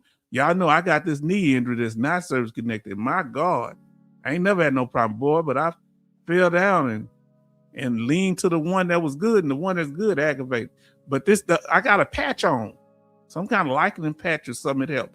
Whatever patch this is for like the little treatment, my foot ain't bothering me like that. But I was in pain, family, last night, and I'm so sorry I didn't show up. That triggered me talking about this ankle injury, talk about my knee, and tell them about any sleep disturbance. Who in here talks to their doctor about their sleep issues, whether it's related to your pain, your condition you got, physical condition, or it's related to your psychological that's caused by the physical condition, or vice versa. Let us know. If you do, put a clock emoji in the chat. Put a sleep emoji in the chat. Let us know. Everybody show love to Card DM. Yes, indeed. Say it. Hey, family, show some love. I think it's 90 days. Okay. Patches, I'm dependent on y'all some. Yeah, I got some patches. Come on. Y'all need to tell them if you're having sleep problems. That could help. See, this is stuff you can control when you go in that room. This is what we're talking about. I do tell my primary care physician, if you having sleep issues, let them know, because that can make things. Let us know. Give us some sleep emoji. Sean has sleep issues. Let them know about it. It could be connected to one of your service-connected disabilities, because I don't think insomnia is a standalone disability anymore. Betty Bob say sleep issues. Jimmy Elmore, sleep issues. H-Town, sleep issues. Know a lot of y'all got it. You say hi to Cast. Okay. Also put in my secure message too. That's, y'all need to start using that technology. I'm gonna get on it. Just shack and say sleep issues, especially when their significant other they shacking with ain't in the house. Where they at? When they gonna be back? Why they come home smelling like some other cologne or perfume? Just asking. Just checking. Just checking. I'm being messy. I'm sorry. No H-Town. They will rate you 10% for mental health with sleep issues. Okay, yes, but there's no separate diagnosis for sleep disorder by itself, is it? Stand alone. Let me know, OT. That's what I'm asking. Sean say doing a sleep study on April the 26th. Wow. Let us know how that go. And what they tell you to do to prepare. Grace says time prohibits sleep. Wow. Not enough time. Sleep issues. Okay. From San Diego Marine. Then everybody show love to Deborah Brown. I don't know if you're new to the channel. If I forget that you're here, so you can get service connected standalone. Send me the link for you can get service connected for insomnia alone, standalone. Let us know. Just check and say ha. Yeah. Everybody showed love to hold on. I just saw that. Deborah says sleep issue. Deborah Brown. Yes, indeed. What do you think the sleep issues come from? The trauma, the pain, mental health? Is it flashbacks? Is it sleep apnea, can't breathe? OT, thanks. I'll remember that. Won't say thanks again. Won't say thanks again. You're out of control. Oh, man. I thought they put them ratings together. That's what I thought. He gonna break. He breaking it down. Let's see. Say, and I'm gonna check, verify, of course. But we need to know things. Remember here, H-Town ain't trying to be right. He's trying to be correct. Come on now. So if I'm saying something that is not right or it has changed, let us know. Jason M, sleep problems. OT says insomnia is under the mental health family. That's what I'm saying. It's not standalone. That's what I'm saying. So yes, if insomnia caused by mental health, that would be secondary. Am I right? Let me know. That would make it a secondary condition, correct? Or a symptom, let's say not secondary, a symptom of the mental health condition, right? It would be categorized as a symptom. Brad new, first time here. Deborah Brown, I got to ask you a question. Thank you for being here. Everybody show love to Deborah. What made you click on and start chatting so soon? I would love to know that, and the chat would too, because I asked everybody that, so I'm not singling you out. What was it about the channel and, the chat and the visuals or whatever? What was it? Did you see the live? How you see it? Let us know. We would love to know. We're glad that you're here. Listen to what Betty said, hi to Miss Brown. Everybody show love to Miss Brown. This is brand new, first time here. We glad that you're here. So glad you're here. Sean says, my neurologist ordered the sleep study for obstructive sleep apnea, OSA. That's good. You're trying to get service connected. Everybody showing love to Deborah. Charlton is just shacking. Grace showing love to Deborah. And then Six said, hey, Sean. Coach said hi to Deborah first time. He said, yo, so let's see. And Six said hi to Deborah. Insomnia under mental health. That's what I thought. It's not standalone. But I'm glad. So hopefully I said that clearly. 66 Love say, oh, yo, Coasting. Yeah, I just kind of chatting. Okay. So here's the number. DC 9413. Look it up. for chronic sleep disorder. But we did get it clear that it is related to mental health or sleep disruption from another condition. Jimmy Elmore, yes, insomnia is considered a symptom with mental health. See, that's why we talking this thing out. He probably said it right, but I needed the clarification so I know right. Deborah Brown say, I feel comfortable with the environment. PTSD due to trauma. Listen, PTSD due to, I guess you can say trauma for me too, but more of like flashbacks and watching stuff happen to people. But you can get PTSD from MST. You can get PTSD from watching somebody pass away, from getting injured yourself. I did not get a Purple Heart or nothing like that. I didn't get injured like that, but I did get it from other things that where I couldn't cope, you know, and so everybody show love to Deborah Brown. We honor all veterans here, male, female, enlisted, officers, don't matter. If you're a combat veteran, non-combat veteran, don't matter. Huh? You served 3 months, or you served a month and a half in basic training, or you were there for your whole tour for 20 years, 30 years, don't matter. But we do appreciate your sacrifices, but everybody's important. Now listen, and we do cover all types of trauma and mental health conditions we talk about, and we cover military trauma also. The only time insomnia is truly standalone is if formally diagnosed of chronic insomnia disorder. Okay, so there's a real, send me that. It's in that. I think you said it's in that. We'll look into that. Yes, indeed. That is a real, see, the only time. That's interesting. So there is an exception. With the VA, there are always exceptions. So listen, family, for those of you that are new to the channel, you may be like our sister Deborah who came up and spoke, or you might sit back and just listen. All comments will be answered in real time, only when the comments are on topic. Please make all comments respectful. Respectful. Respect the host, H-Town, and the channel, the chat we're talking about in particular. Agree with the rule regulations. So we have 3 basic rules, and we're going to go over them once we get to the end. So thank y'all, family. We don't y'all like the vibe in here? So everybody showing love to our sister Deborah. Now listen what Texas Mountaineer says. Sleep symptoms isn't my understanding. If you have tinnitus and insomnia, they are combined, still only rated at 10%. Probably so. I know something around there. I don't know in particular. Jason M say, I am waking up a lot. I have deviated symptoms and my arms go numb depending on what side I sleep, and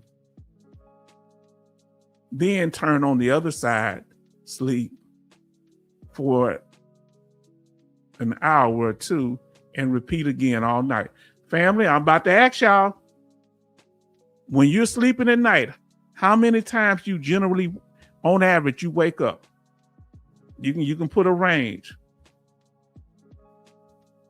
With me, I wake up at least 6 to 7 times at night. Mine is because of a physical condition, that having to go to the restroom a lot, and my PTSD. Now let us know why. You can say why if you want to. Let us know. How many times a night do you have to wake up, that you wake up and disrupt your sleep? Is it for sleep apnea? You can let us know, or you can just say how many times and not tell us why. Now Jason M said, oh, no, I think I read this here. Okay. OT say there's always a nuance when it comes to the VBA. Yeah, there's always exceptions to the rule. Like they say, to get unemployability, you have to be 60% for one condition, or 70%, one being at 40 and the other one's combined, making up to 70. But you can get unemployability if you're 20% in some cases. Am I right? Come on, let's see. So OT say they wake up 2 to 3 times at night. Jimmy Elmore say wake up at 5 times a night. Then San Diego Marine 96, 4 to 5 times a lot. Yeah, that's disruptive, especially if you got a spouse sleeping with you. You know what I'm saying? Or you shacking, just shacking. Sean says 3 to 4 times. OT say, unfortunately, yes. Wow. Running a marathon, you hear me? I'm gonna get your other comments. We're gonna deal with the ones about the question first. Betty says 5 to 7 times obstructive sleep apnea. My hip, back, migraines, and knees. Condolences to your sister, respect. You know, I hate to hear that happen. That's happening. You can. Deborah Brown, our sister, say 4 to 5 times nightmare, panic attacks. Those are the hardest. Those are the ones that I have. Those are the ones that I have. I feel so helpless, Sister Deborah. Yes. Yes. H-Town. Wake up, remove them in the CPAP at least twice. Yeah, when I used to have that thing, I'd rip it off my face. Just Shaq can say 3 to 4 times. So now let me go to the other statements. Sean say 3 to 4 times. Charlton say 2 to 3 times a night. Wake up. Wow, 1 is too many. 1 maybe we could have a reason with, but 2 to 3, that's getting too much. And how long it probably take you? How long it take you to go back to bed? So, you know, put a bed on there and then say it take me to go back to sleep or whatever. How long? Due to my BP meds. Okay. Sleep apnea medication for mental health. Okay. Family. Averaging 4 to 5 hours, 4.5 hours to 5 hours of sleep a night. Man, sometimes I have panic attacks during the day, and now it's happening at night. Please refer to your doctor and let them know. Your mental health professional that's helped me. Yes, I need an approval from a higher extra scheduler. Jimmy Elmore say, I sleep in a recliner. Okay. I heard you can get TDIU with a simple 10%. Now, I've heard 20, it's possible. Run a marathon. Now, fam, let's get into it. Let's continue. 3 hours of sleep. Wow. Without meds. Yes, indeed. Now, listen, fam, let's talk about this claim. Another thing you need to tell them if you have any side effects. Now, if you have any severe side effects to your medication you're taking for your service-connected disability, okay? You can get service-connected from that too. Let me know if I'm wrong. Tell the doctor when you go in there about the side effects from medication. We're still inside the exam room, all right? Do you have side effects? If you have side effects, put SE in the chat for side effects. Come on, family. If you have side effects, all right?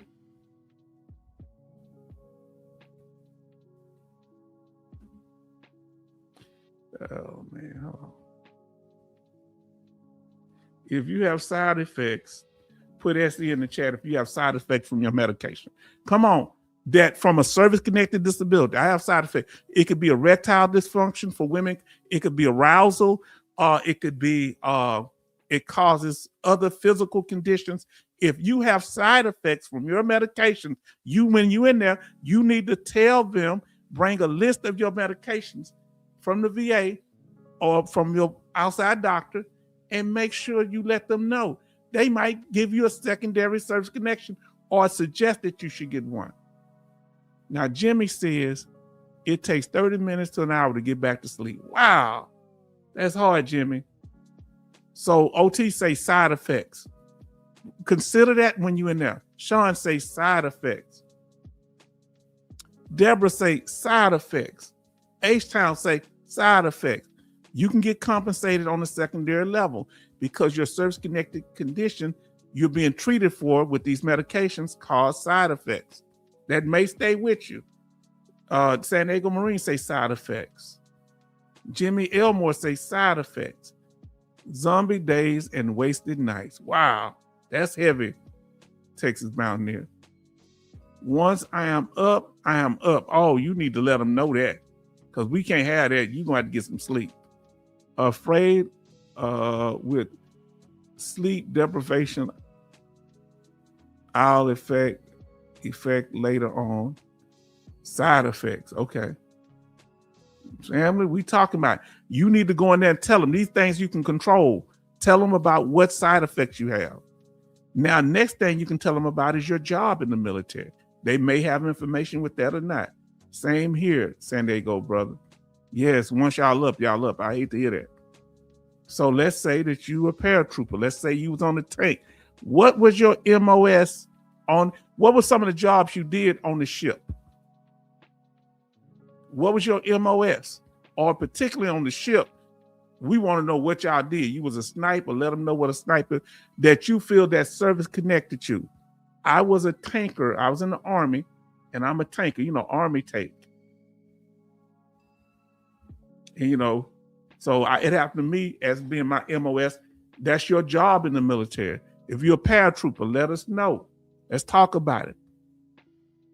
What was your military occupational specialty that may have that most time is going to connect to your condition? And you need to tell your doctor, the examiner, what it is. You can control this. So I was a tanker, masters of arms. You need to let them know. If that's the one that deal with the burial, that is extremely, they've done movies about that. And I've talked to people, that's going to be completely saddening, okay? So master of arms, yes, indeed. That can cause mental health problems. OT say BT boiler tech in engineering, any chemicals, any burns, scars, whatever. Truck driver and equipment operator. Well, that's right there. That's some of the most dangerous stuff to do. And on maneuvers on the road. Man, I was driving Hemmings because, see, they'll let us work outside our MOS for a year. So when I first got to Germany, I was an 88 Mike and 77 Foxtrot. I drive fuel vehicles and cargo vehicles. I didn't go to the line, we call it the line unit, to my tank unit to a year. I think they have a certain time they can use you. So one of the truck drivers put the vehicle on the side of the road because it had a flat tire. And the Hemmings, they're about what, 10 feet tall, 12 feet tall for the wheels. He put it on the side of the road. This Germany now, put the lights up and the safety stuff. Somebody still rolled behind his vehicle and cut off the top part right above the hood and decapitated the person. And he was there. That's something that they should be able to get service connected for. But you didn't see it, the whole car was stuck up under the thing. Yeah, that's Cav Scout. That could be your MOS. Warehouse clerk. Things happen in warehouses. Stuff fall on you. People might get attacked in there. Come on now. Family, y'all don't play now. Munitions, air control, air traffic controller. Yes, indeed. That be connected. You want to tell when you're in that exam, tell them about it. Now listen, even if you are, what you call that? You admin, S4 in the Army, we call it, where they do all the records and stuff. They could be getting all kind of problems from the rank. Veterans getting mad, or they seeing stuff where people getting life taken and family members contact. So listen what Deborah say. Combat telecommunications operator. Wow, that's enough to give anybody. Is that wow? That almost sounds like one of these 911 callers. And I can imagine stuff you talked about dealing with. Wow, that's something else. And the information you had to relay. OT say PNT by way of terror based on my MOS. Wow, come on now. And if you're not, let them know. Listen what Charlton say. According to Lieutenant Colonel Gade, all sailors just wash their underwear in the head, skivvy. Yeah, that's kind of insulting. He wasn't even Navy, he Army. How can he speak on y'all? I did cover that. Grace said she laughing. Just Shaq and say, Charles, that's what he said. We pulled it up. Say this 6x6 underwear watches. OT, I had to read that one. With a full work day. Okay. Wow. Why are you out of control, OT? I was deployed to South Korea in the 1990s. Do y'all feel offended when somebody speak like that on y'all, like Navy, what Lieutenant Colonel Dade said, insulting things about the Navy? Does that bother y'all, or you just wash it off your back? I found a green memo notepad. Okay. Now, what is that? A green memo? USMC Regiment Raider. Okay, that's real, OT. Yes, indeed. Now, let's listen, family. We getting into it. Let's say you're a paratrooper. What do you tell them when you go in there? If you're already service connected for, let's say you got a diagnosis, you're trying to either service connected or get an increase. Here we go. Let's talk about it. When you're in there, you tell them, hey, how often you go in for treatment? Let's talk about it. They say, I don't know if I found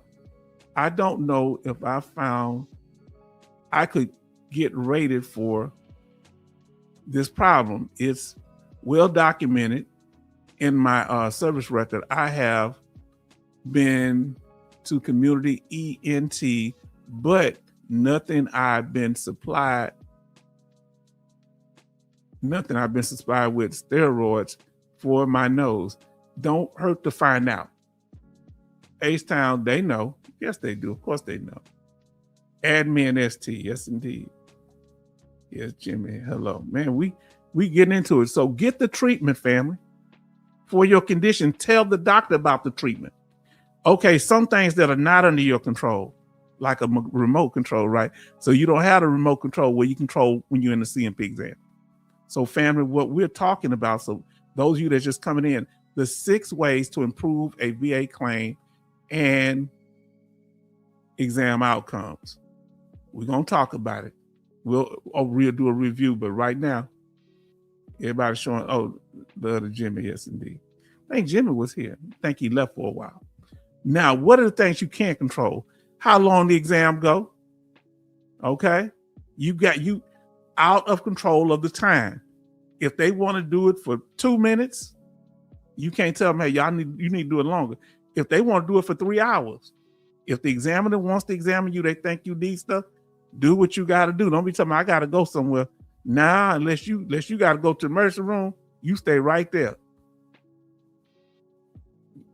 Your spouse say, if you don't come home now, I'm going to a hotel and I ain't gonna be home for a month.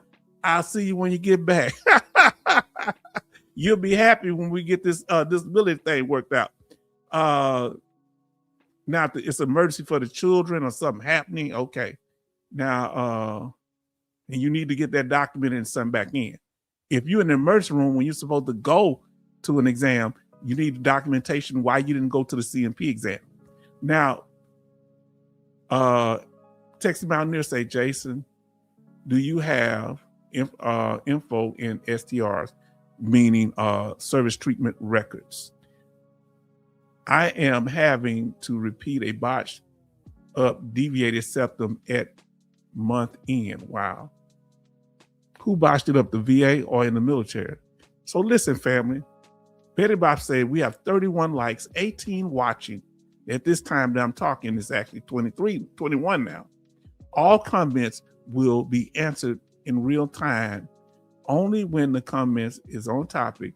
Please make all comments respectful, respect the host, H-Town, and the channel, and agree to the rules. I had numerous complaints. Okay, Texas Mountaineer, okay. Jimmy Elmore say, I like to bring my spouse to my CMP exam. Now, some people, the doctor may let you do that, and you need to sometime maybe ask ahead of time because they're not required. They could say they don't want to. I don't know why they wouldn't want to, but just ask, hey, can you ask the doctor it's okay? Or when you get there, ask them, don't just force it on them necessarily, because they may not want the doctor to say, I just want to see you. Or they may want to see your spouse. And you explain why, because you have condition where they can express for you better. But you better make sure they're on the same page. If they saying something contradicting to your disability, it can actually hurt you.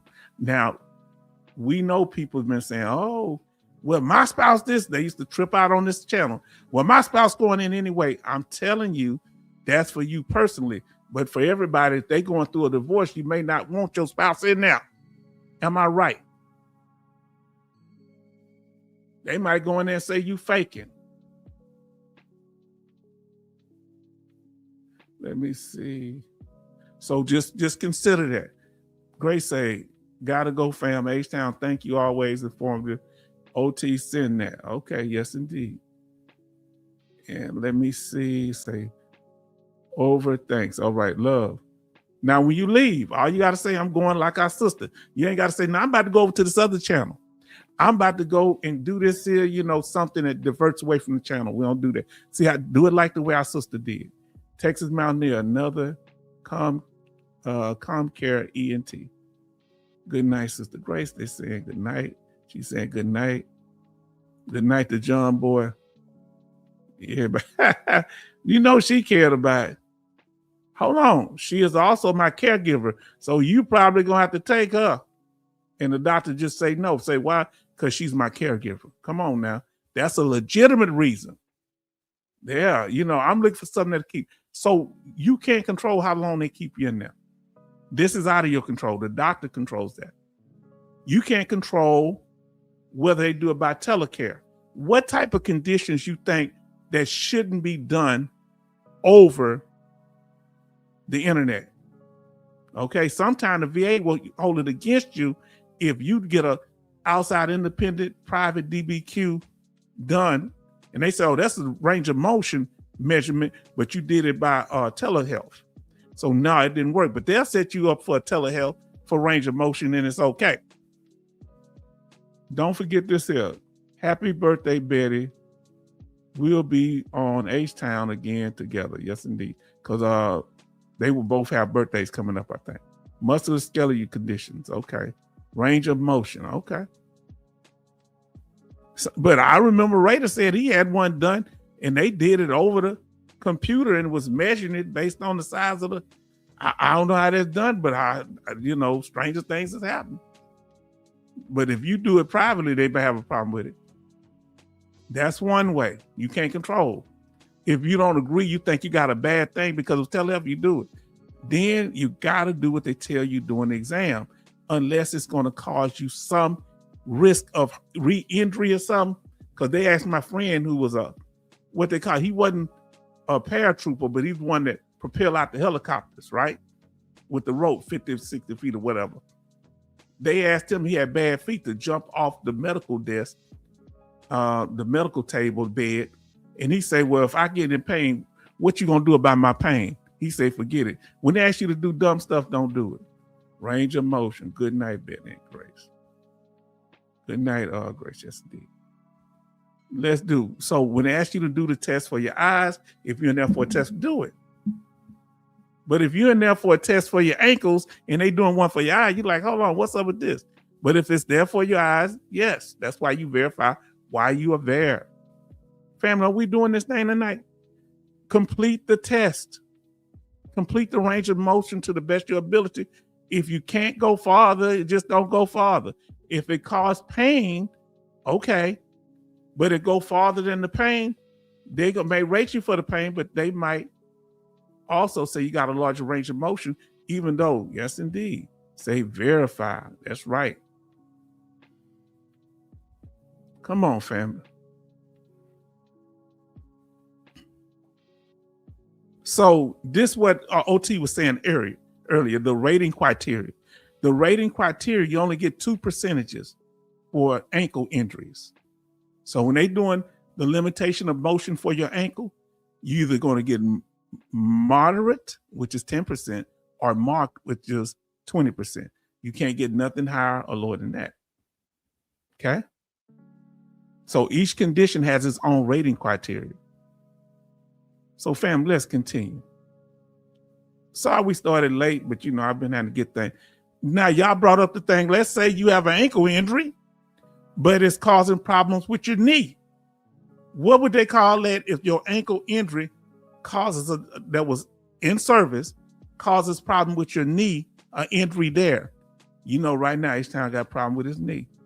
They talking about doing an MRI and that's what a emergency room doctor say. Ask my primary care to do an MRI and something else, some other kind of scan. And to get them to stick that needle right into my knee, they say that pain medicine lasts for 6 months. Oh, that sounds intrusive. San Diego asking my birthday certificate. Oh, you asked my birthday. Y'all are Chris. Y'all best. Hey, Grace say secondary. Yes, indeed. That's what it is, OT. That would be secondary. Secondary. Come on now. Say April the 6th is the birthday. Okay, Coasty. Monday. Okay. Thank you, Coasty. It's Monday. We're going to try to remember that. The 6th and the 8th.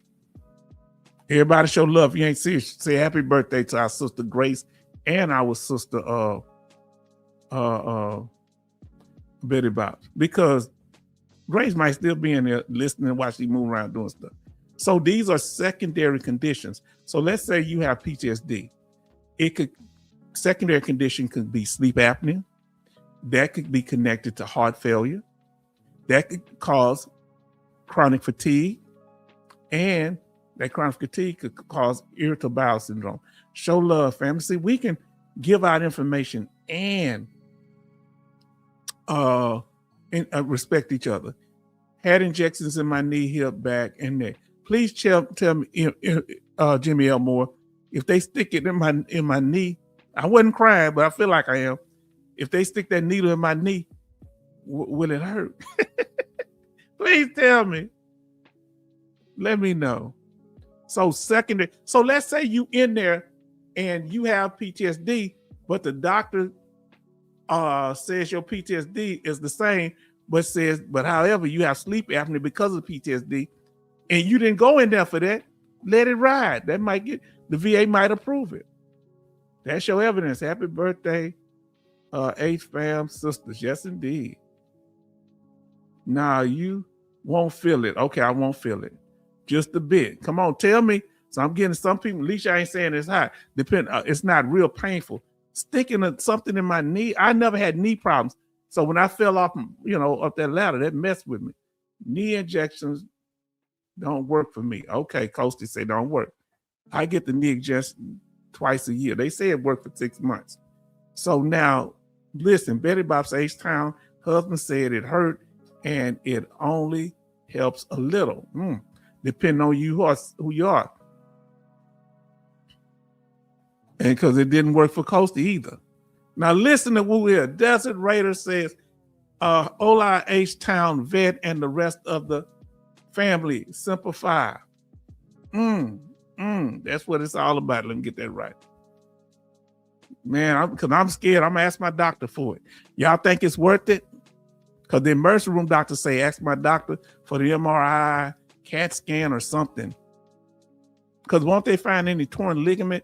X-rays won't show torn ligaments, will it? Because I had that. Just ice it up. That's what I'm going to do that tonight. That's what Betty Bob's told me. Say, I wish you should make Betty Bob's. I wish you should make Betty Bob's on the 5th for your birthday on the 6th after I verified that with H-Town because April Fool's Day. Oh, Lord, it is April Fool's Day. How do we know y'all not? Everybody show respect and love to Raider. Desert Raider. Yes, indeed. Desert Raider. Oh, man, everybody. MRI and CAT scan with contrast. Okay. I'll ask them with contrast. She did say, the doctor did say at the emergency room, ask for both. But when I asked for that CAT scan with contrast so that they can check and see. Come on here. OT say MRI will not X-ray. Okay. we had to say, that's the first step on treatment. Okay. Because I don't want to be in pain. I want to get this right. I hope it's not permanent, because I ain't never had problems with my ankles. Ronan say, hey, family, everybody show love to Ronan. Now, listen, Texas Mountaineer say, get the disc and the report. The report will state the impression. Okay. I'll get the disc too. Everybody showing love to Ronan. Pleasing Desert Raider. Yes, indeed. Family, we talked about it. So the doctor might do secondary things. Here we go. The number 5. Number 5 to what? What's the 5th thing? Let's talk about it. We talking about the 6 ways to improve VA claim and exam outcomes. Well, make sure that electronic medical report gets over and they view the whole medical record, that the doctor sends the proper thing. They may not send it. Come on now. Let's talk about it. If that doctor doesn't send the report, you can't get rated. Now they're supposed to do it. It's the VA responsibility, but you check it out. Let's talk about it. Why is this important? You got to make sure when they send it electronically that they're dealing with the issues that you have, and they send all of the reports, your STRs, your military service, their different information that they have, not the STR, the information on the STRs that they're using to make the evaluation. Because remember, okay, you got the medical opinion, the exam first, the medical opinion, and when you combine those two, you have the evaluation. Who else told you that but H-Town? They have Ronan say, okay, heads up on this one ambient AI script and listen and create an actual notes. Okay. They say, I am rated 40% for my back. Okay. Make sure you update your problems list. Please do that. If you have something that you're diagnosed with, listen to me, which on your service connection, but it's not on your VA problems list at the VA hospital, VA healthcare system, get it done, because you need to be getting treatment at the VA hospital for it so they can measure severity if it gets worse, if you're not at the highest, rating for it. Rating schedule. Say, Texas Mountaineer say, OT, can we have a copy of those notes? What notes? It depends on what notes it is. It ain't his personal notes, but yeah, okay, yeah. I don't know what it is. I wouldn't pay attention. So they do the full medical, they do the report, get it up. That's what they send electronically, which includes the medical records, whether they be your in-service medical records, your VA service records, or your private medical records. The doctor's supposed to review, the examiner's supposed to do, and they supposed to form a medical opinion. What is a medical opinion? Refers to the medical professional statement of findings and views, which may be based on reviews of the claimant medical records or personal examination of the claimant, or both. They may find something in the medical records and they say, you know what? I don't even need to do the exam. I don't need to give them. I'm just going, I'm going to do it based on that. Not based on the exam. I'm going to just give my medical opinions based on the records themselves. Yes, you can. And the doctor are supposed to be checking for it before finalizing the notes. Now let's talk about it. Medical opinion. That's what you go to a CMP exam for, their medical opinion. What is, if you have an ankle injury, what is their medical opinion about your ankle injury? You have an eye injury, what is their medical opinion? Is it, number one, service connected? First, number one, do you have a diagnosis? Number two, is it service connected? Number three, if that's already been answered, number three, how severe is the condition? Is H-Town breaking it down? Let us know. So let's say EHMR and the ambient AI scribe is the future of VA claims process. Okay. Family, we doing this tonight. I know I came on late, but I had to get this information done. Now, another thing that's very important is that the DBQ is properly filled out. Okay, if they're going to be electronically sending it, you better make sure if it's one for your ankle, they got the one for the ankle and not the DBQ for the knee. And that's the disability benefits questionnaire. These are the forms that the VA expects them to electronically send.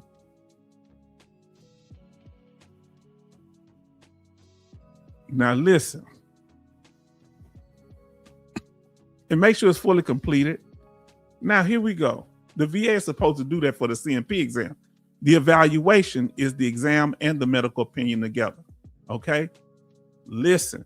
So when they did the exam on your mental health, they did the exam on your ankle, they did the exam on your eyes, they did your exam on your bladder or whatever happened, your obstructive sleep apnea. They're going to get the exam and their medical opinion based on the exam or your medical records too. And they're going to do an evaluation that they're going to electronically send over to the VA. So the evaluation is an assessment of the medical evidence, which may involve conducting an exam, providing a opinion, which is medical opinion, or both.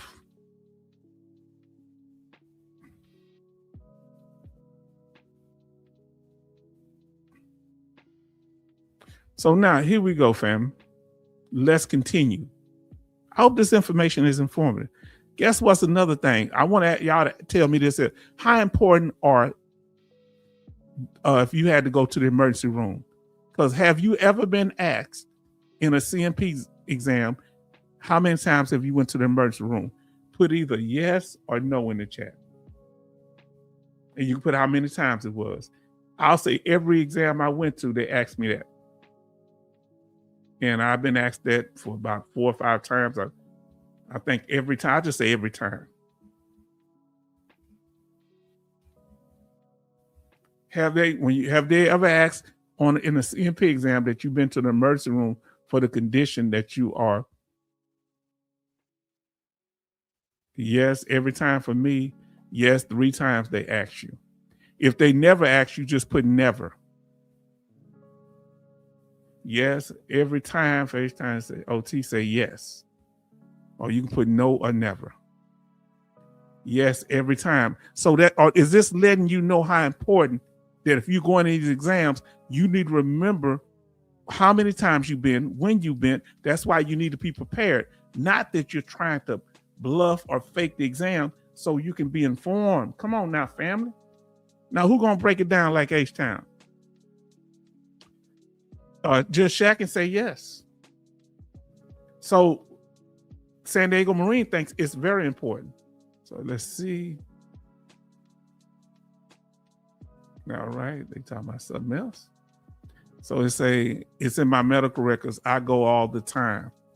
Yeah, I just went twice, but it ain't gonna be service connected because I fell off something.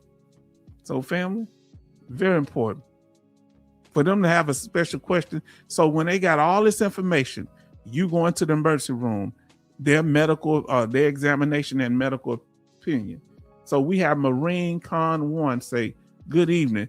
Everybody show love to Marine Con 1 first, and then let us know, your branch of military, state of country you're living in, how you found out about the channel and what made you come on to chat with us. Let us know what made you come up and how long did it take you to come up? How long have you been watching the channel? I know I'm asking you a lot of questions. Everybody show love. Urgent care is also available. Yeah, but when I tried to go last night, urgent care, when my knee was in pain, they were mostly closed in the area. So I'd go in the daytime, but I got the list, but it's kind of faded. I get say good evening. Everybody showing, look at OT say good evening. So the San Diego Marine say Simple 5. And then Betty say, hello, Con 1. Mountaineer, Texas Mountaineer say hello. So does Coastie. Say, hey, from Just Shacking. We have 33 likes and 20 watching. Yes, indeed, family. Let us continue this thing. Now, listen, here's the thing. That when they doctors sending it out, that's what you're waiting on. And you should get a copy of it. Deborah Brown says, hey, welcome. And Deborah just started today, so she part of the family. She already in here in the house where we protect each other. OT say, you know, if it swallows, they would aspirate and inject steroids. Yes. We have Ginger House still in here. Hey, Marine. Yes, indeed. So they send out those records to the VA. So the doctor that or the examiner that completes it for the VA sends it electronically. Now, when you do your own, you can have them send it electronically, or you can get a copy and send it yourself. I get a copy. Now, listen to what our sister Betty Bobson, I appreciate when people come up new, she explains this. This is how we keep the order in the house. Deborah, you learned that. And also for the new person in the house, Marine Con 1, all comments will be answered in real time, only when the comments on topic. So if you're just greeting each other, I may not read that. Or if it's about something off topic, sometime we may. Please make all comments respectful. Respect the host, H-Town, and the channel, meaning the chat and the live chat. Agree with the rules, and you'll see them at the end if you're still here. We show them in the beginning. Now listen what Jimmy Elmore said. I always mix it up with the VA and the private care for the emergency room. Okay. Look at, man, we family, we doing this thing. So we ain't got no control when the doctor gonna send it. What's next if you waiting on that doctor to electronically send this information to the VA? Their full evaluation report, right? Now listen to what Texas Mountaineer says. Unless you have specifically set it up when the medical records will be shared to the VA, they will not. I would love to know how to do that. Next one, let us know how to specifically set that up, and let us know in the future. Ronan says, or you can tell us now if you know, don't ever disrespect Betty about nah, because she's from the Bronx and family, we gonna protect her. So while you're waiting for them to send in the full evaluation report, the DBQ to the VA from a CMP exam, what do? Time for an update. Give it a couple of months or a month or so if you already had the exam, and we're going to tell you how to do it if you don't have an exam. Look at this. H-Town got it. The second option, I got the second option first, is if you're dealing with, you've done an exam. You listening? Are you listening, family? Come on now, check this out. So let's say you had a claim pending and you're waiting and hadn't heard back from them in a while. Especially if you had the exam, you should be checking 2 weeks to a month. See, every 2 to 3 weeks. Listen, you say, we are writing this letter, and this is on that supported claim form that our brother says powerful, 21-4138. You can request it, and that's to make them look bad if they say, well, it's this here, and they never respond to you. So that'll put pressure, hopefully, for them to move. You say this to them. This is Mr. Hypothetical Mr. John Brown. We are writing this letter regarding the appeal that was filed dated August the 15th, 2014. It could be initial claim you modified for you. We are requesting a status update on our claim for 100% permanent total rating for PTSD. I have attended a compensation and pension exam related to this claim, and there has been no resolution on my claim. What is the current status of my claim? Do y'all see anything wrong with what we said there? How y'all feel about that? Come on now. Let's talk about it.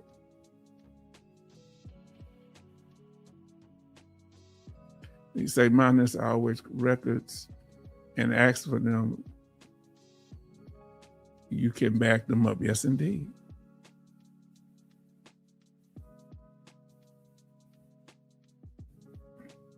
Now, family. Now, let's say you file your claim and it's been 3 or 4 months to 5 months or more, and you don't know what happened, but you didn't do that. I mean, sent you to an exam. What should you do then? Well, H-Town got that's option 1. We did them kind of backwards here. Here is what you do. Listen, this is when you have a pending claim, no exam, no decision. The other one, you have a pending claim, there was no exam. I mean, you had an exam, no decision. But here, we're talking about option 1, no exam, no decision, but you got a pending claim. This is what you say. We are writing this letter regarding the appeal that was filed, dated August 15, 2014, or whatever date you file your claim. We are requesting a status update on our claim for a 100% permanent total rating for PTSD or whatever you're trying to get an increase for. I have not attended a compensation and pension exam related to this claim as of yet. And there has been no action taken on this claim in the last 5 months, 3 months, a year, whatever. Every 2 or 3 months, send one of these letters in. First thing you're going to ask them, has a CMP exam been scheduled? Then you ask them, what is the current status of my claim? Come on, H-Town break it down for you, right? Yes, indeed.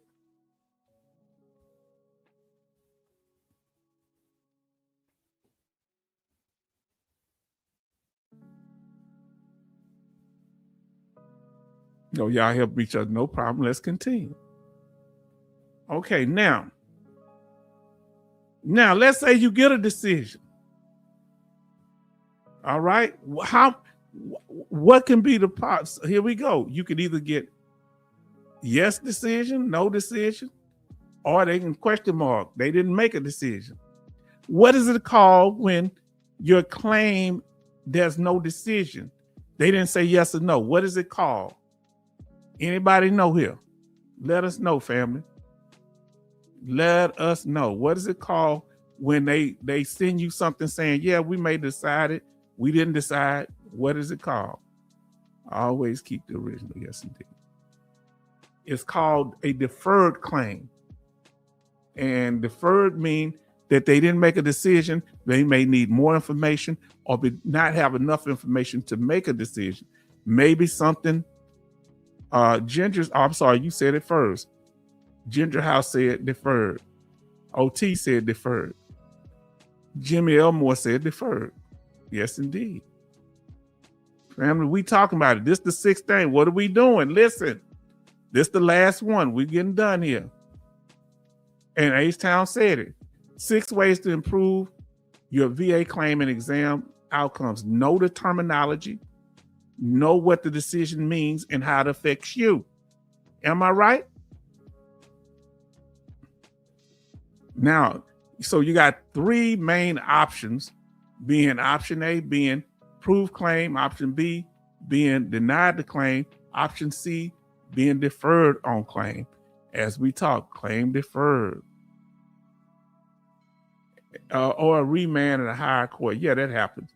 But I'm just talking about the 3 major ones, but there are lots more now. Now, initial VA claims. Did y'all know when you ever file your initial VA claim, 75% are denied and only 25% of the claims are approved? That may have changed for this year. You're right. Yes, and family, we doing this thing. Then what? So when they decide yes or no, that's the main thing. You worrying about whether they approve or deny your claim. That's the usual outcome. Either they're going to approve or deny. Have you found that if they make a decision on your claim quick, it's usually yes or no? Which one is it? If they usually, you say you're right. If it's quick, they usually a denial or it's approval. Let us know in your experience. I had one case where they approved me in a couple of months, and it was quick. You are correct, H-Town. Okay. What was I correct about? Because I don't know what I said. I said a lot of stuff. Let me know. I like the encouragement.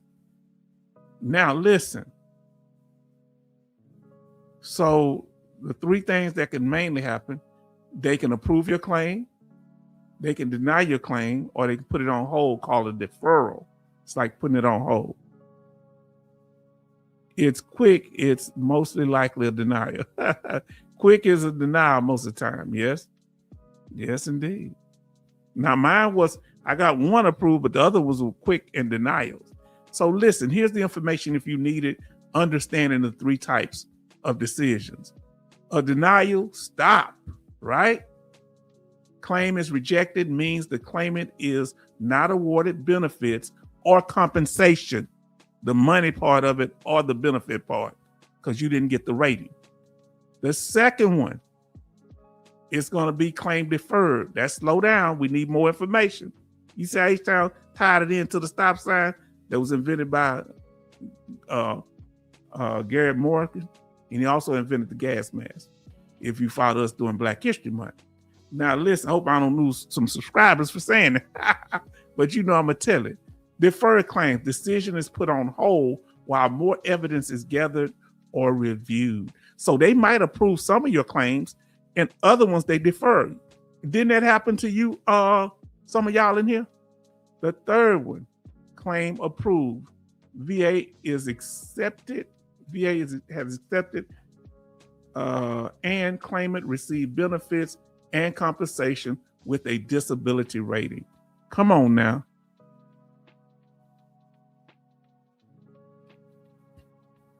Claim decision with the same yes and no on me. Okay, yeah, because I had one that was quick and it was approved. Question, what percentage of deferred if 25% versus 75%? That I don't know. Now that, you're right, I don't know. Are they putting the deferred? I'm gonna have to look more into that, okay? Thank you for that powerful question. I don't know. Yeah, that does leave some confusion. I apologize for that. OT say, oh, you'd be surprised. And they may not have factored them in, deferrals. They may have only covered the approval and denial. The next time I'm gonna factor in also deferrals.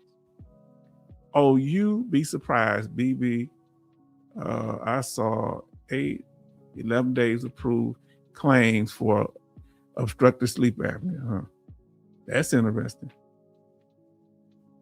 I did 12 the first and only one was service connected. Interesting. Deferred claims, initial claim, 30% in 2025. Thank you for that, OT. Do you have the numbers dealing with that? If 30% was deferred claims, what percentage was approved and denied? So dealing with that same statistical analysis.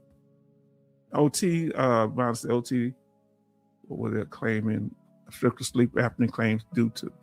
Now listen, now we did that. Let's talk about the factors affecting outcomes and wait times. Because a lot of times we talked about why it's taking so long to get the claim approved or denied or a decision made in general. Here are the factors: the complexity of the claim. Multiple disabilities are requiring intensive evidence gathering can take longer to process. But that doesn't mean don't file them all at one time. That doesn't mean that. If you file them all at one time. Why wait for back pay? Now, listen. Now, and there's no guarantee if you file one at a time, you end up get approved. So, listen. Number 2, evidence availability. Complete and clear evidence often speeds up the decision process. So I had clear evidence and complete evidence, and they did mine in 2 months. Really, it have been less than that. They just needed time for the doctor to see. It took 2 months for me to go there. If they did it the next day, I probably had it in a few days.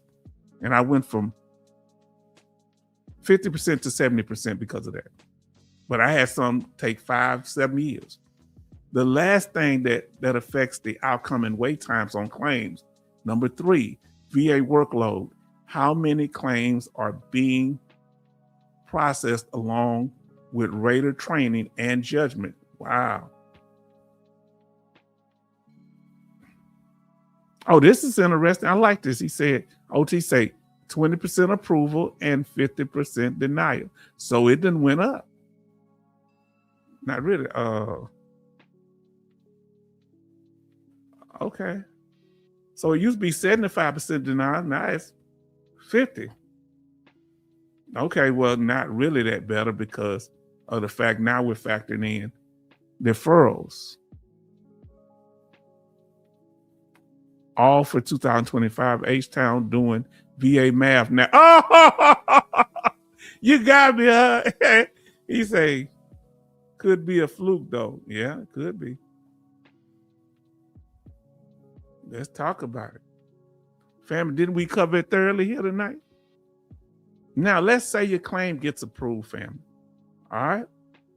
Let's talk about the whether it's approved or denied or not. This is still, let's say that 6 wasn't supposed to be up there. We already covered that part. I didn't take that 6 off. That's area. So your claim get approved, you're good. All right? If it get denied, there are several options. However, if your claim gets denied, you got a year to appeal. Are there any exceptions to that? Anybody that know any exceptions to that? You have a year, 365 days to appeal or deny a claim. Are there any exceptions? Let us know. And you can also do a duty to assist, higher level review, where they go over the medical records, military reports, records. Who in here think that duty to assist are effective? Or if you think they work, put work in the chat.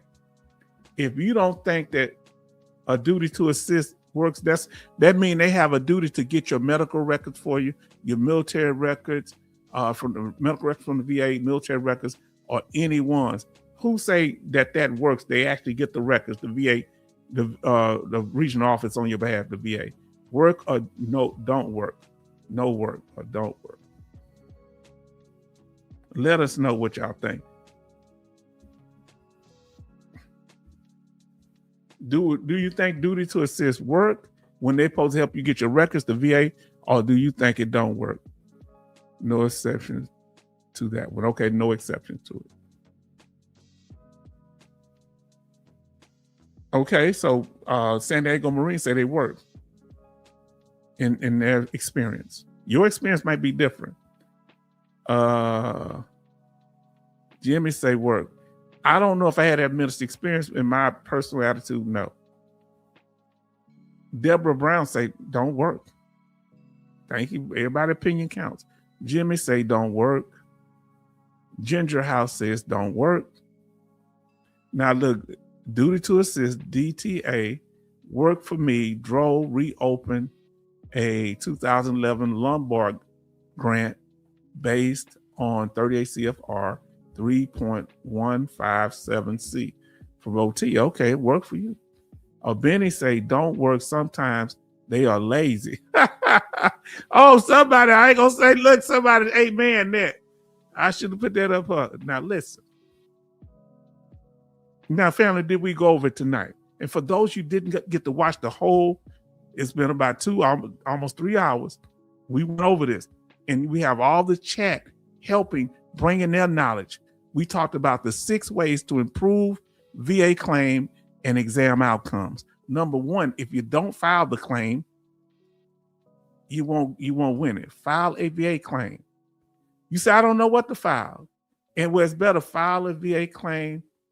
And first thing, just file a intent to file. You submit an intent to file saying you don't know what you're filing. You have a year to file whatever you come up with, whatever evidence you gather, or whatever disabilities you choose to file. Then if you have a fully developed claim, it can make it faster, right? May make it faster, but not necessarily. Okay. Number 2, another way to improve your claim and exam process. VA schedules an exam, vet notified by mail. You make sure you notified. If you don't do it they don't send you something in the mail. If you do it over the computer, get a hard copy to make sure. Number 3, another thing, confirm your exam.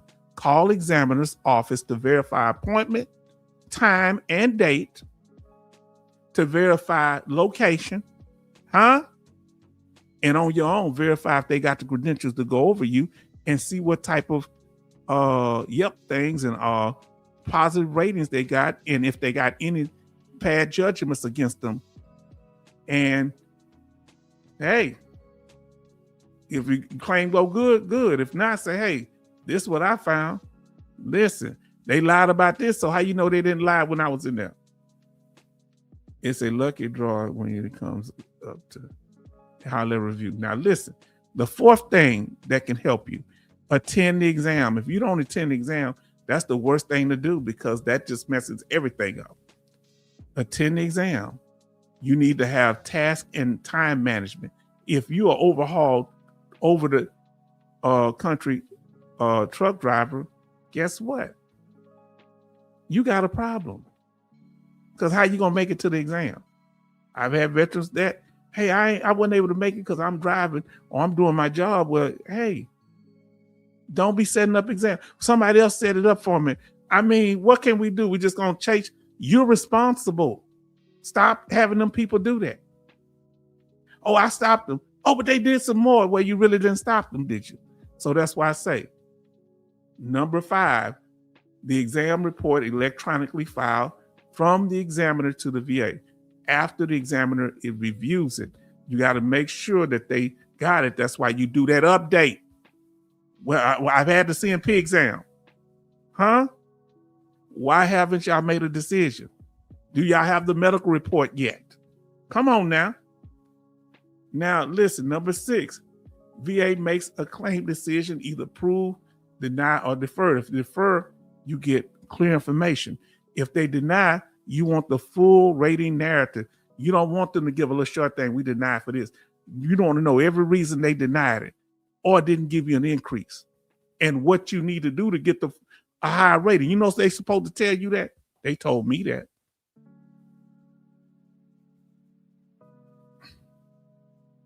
Say, Jimmy Elmore say, I know this high level of review doesn't have common sense sometimes. I guess that's the case. Now, family, did we cover this information tonight? For those you've been there for the whole thing, and for those, the ones you've been there for, did we do it tonight? Did we cover it? Come on now, let us know. Family, did we cover it? That's the name of it, long form narrative. They should tell you why they denied your claim. Say, and Mountaineer say, thanks for the encouragement. Yeah, everybody show love. I liked it. Okay. So family, so when it came to it, I'm just asking, did we go over the 6 ways to improve VA claims and exam outcomes? Let us know, yes or no. Did we go over the 6 ways to improve? All right, let us know. We went from submitting a claim, you getting the evaluation, and then the rater making decisions, yes or no, based on the evidence. Come on now. Family, we bringing scholarship to this thing. Yes or no, did we do it? Yes, very well done. Thank you, Miss Deborah Brown. We thank you. We thank you, Justin. But if we don't do it, y'all let me know, because there's been time people say, well, I didn't understand this. We will go back over it. If everybody else got to go, we did, said Benny. Ginger House says, yes, sir. And then Jimmy says, yes. And Charlton says, yes. Benny says, yes. Betty says, yes. It was educational and informative. You know, I used to be a school teacher. Yes, sir. So this gives me my purpose back. OT says, hope your high-level review in Seattle regional office. Okay, you talking about it. Hope it go well. I say, plant the flag, H-Town. We came, we conquered. Yes, sir. Say yes from 66 Love and say Seattle Dro. Okay, y'all chatting on it. Okay, now listen, family. Whenever you're dealing with something, make sure you verify. Now, oh Lord. Whatever information you get verified. That's why I'm not giving out information. Sometimes it may be outdated, but I'm pretty much giving out solid information. But if you know something I don't, I have no ego. You get it straight. That's why my channel is different from many. Now, uncover the facts. We're going to give you little known facts about things that we talked about. Now, the amounts may be different, okay? Because I didn't update the amounts. But let's say you're 100% for one condition and you have other conditions that add up to 60%, you can qualify for SMCS. So you get not the amount that you usually get, now it's almost $4,000. But back in 2025, before they did a change, it was $3,831.30. You would actually get extra money, extra almost $450. That'll bring your total to $4,288.45. It's since changed. So you actually be getting an extra $457.15 a month. It's a little more now. Here's the thing. They're going to give it to you in one check. All right? So just know, if you got one condition, that's supposed to be automatic. You ain't got to go to no exam or nothing. But you better make sure they're doing it. Family, and be on code, family, okay? The ones we have, our new releases, family, this was a real one here tonight. SMCS. Okay, you're right. Jimmy Elmore, and all you need, you should automatically qualify. We did this one with Raider HQ, the Salty Old Marine, and H-Town. We was talking about Rubber Dougie. Do we agree that he's going in the right direction with the VHA and the VBA, And some things he was doing good. He did things that really helped, that if they were in line when I was going through some things, would have helped me. Some people didn't agree, but he was doing some positive things. But he tended to be random and all over the place sometimes. Then we talked about them raising the age limit. If you didn't know about that raising the age limit in the Army, so now you would get so that's why I need to know, because I know. So right now, if I'm assuming it's veteran alone, you would get $4,408.53 SMC rate S 2026. That means they won't give you just your VA check. They're going to give you it all in one sum. That's not bad. Jeep, and don't be afraid to apply for that, because if you already qualify for it, you're supposed to get it. Don't worry about them reducing you. No. Jeep owners with the duck. I still have it. That's a good one, Jimmy. I still have high hopes for Pastor Doug. I do too. Yes, no dependence. Yes, indeed. Yeah, how y'all feel about them changing the age in the Army from 30, what was it, 35, 34? Now it's up to 42. And you can have a little drug charge or drug paraphernalia. And this one here was the veteran who was getting $11,000 a month for saying she was paralyzed on one side of her body for a number of years, about 12 years. And her son and sister was getting money from the VHA. She's getting from the VA disability through the VBA. They getting from the VHA for the caregiver program, and they working full time, not taking care of her, And she was traveling all over the world, buying extra houses and stuff, and all this stuff all over the United States with no wheelchair. She said she was wheelchair bound and needed round-the-clock service. And they found that to not be true. She got 17 months in jail. Her sister did time served. I don't know if she gave them up the other two, and the son got 14 months. So I said, let's see. Yes, no dependent. Let's see. They say Pastor Dougie is missing in action. That's what I want to know. Where is he?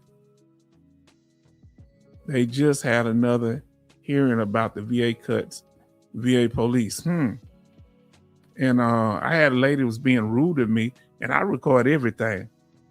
One of the ladies up front, because I show him I show him this security card and I have a little paper with my last four, and I don't like saying that out loud in my information. Say, just say it. And I said, no, I'm not saying that. You got to. I don't want to touch it. Then when I handed it, she dropped one of them, just dropped it down. I say, and I complained about it. I said, give me your name. Well, I don't know. How she don't have my name? She just gave me a tag for the emergency room. And I said, oh, you being rude. And I said, I'm going to report you. I said, years ago, I wouldn't do so. H-Town, you get some rest. I will. Change the age is good. Now, let's see here. Much rest needed, H-Town. Yes, indeed. She's a bad influence. Sister got to deal with trust. They do miss it sometime. Okay. Now, listen, and we're not beating her up. We hope she able to get, she had some things she was service connected for that they took that too. You know, I don't know. Hopefully she'll be able to get it back. Now we're going to be out of here in the next few minutes. Now, we're going to cover VA law change. All right. What I love about my thing here, I can just pop it up. Now I got this Stream Deck. I can pop it up. Let's see if they had any changes today. And we've been needing to go over the law. So we'll cover that.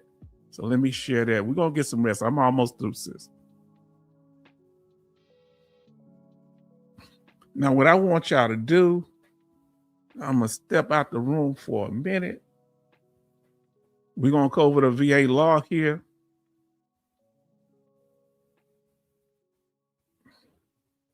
Y'all look at the law changes real quick. These are one for the 28th. All right, a few days ago. Look at those real quick, and I'll be right back, okay? Let me see. Check them out. What y'all think of that? Oh, I need to pull that up. Look at the new laws changing, and they changed this in the M21 manual.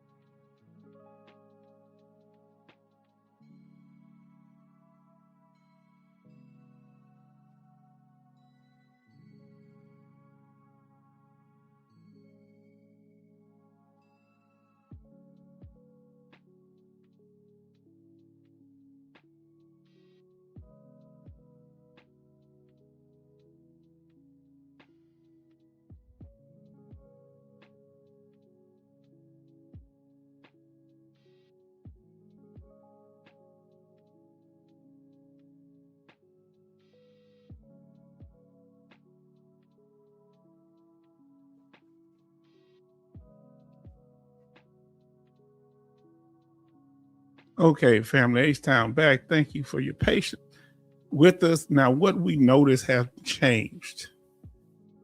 What it seems to have changed is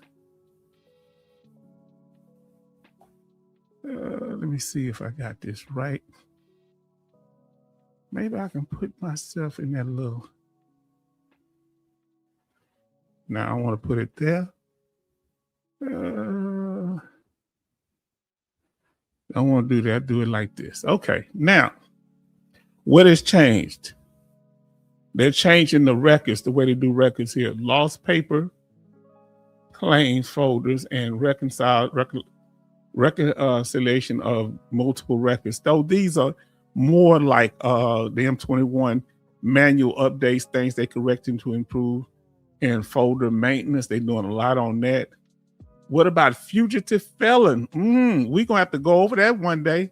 Remember, say, look, wow, look at the definition of a fugitive felon. So you might be 100%, huh? Say VA, say H-Town enforcer. Well, look like the VA enforcing. What if you're a fugitive of the law, but then you're going up there to pick up your check? You going, the VA can't shut your check off. Too small for me to read. Oh, okay. It is? Okay. Oh, boy. Sorry about that. Let's see. Let me see if I can make it bigger. Can you read it better there? So, fugitive law, award adjustment, status issues, additional information. Yeah, you're a fugitive law, man. I don't think they can reduce you. I don't know. Say status issue. I don't know. We're gonna have to go over this one day. Who want to go over this here dealing with the fugitive of law? Luckily, I'm not a fugitive. Oh, fam, if you're a fugitive, would y'all let us know? Jimmy, how would I know you're not a fugitive? And is there a ransom out there for you, a bounty? Would y'all turn in a fellow veteran? Come on, tell us now. Now, let's see what they say.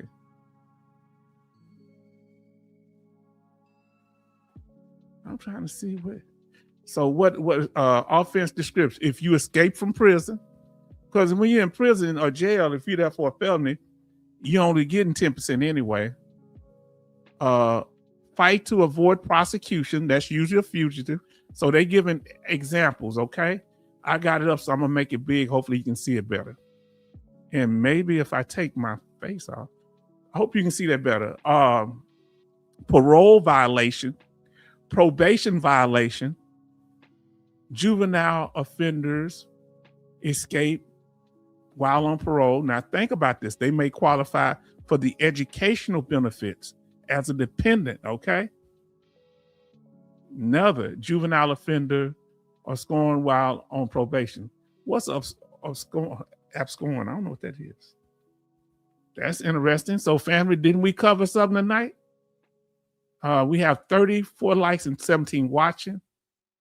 And it says next week I will have cataract surgery. Oh, no, I thought you said cataract. I'm sorry, I didn't mean to laugh about that.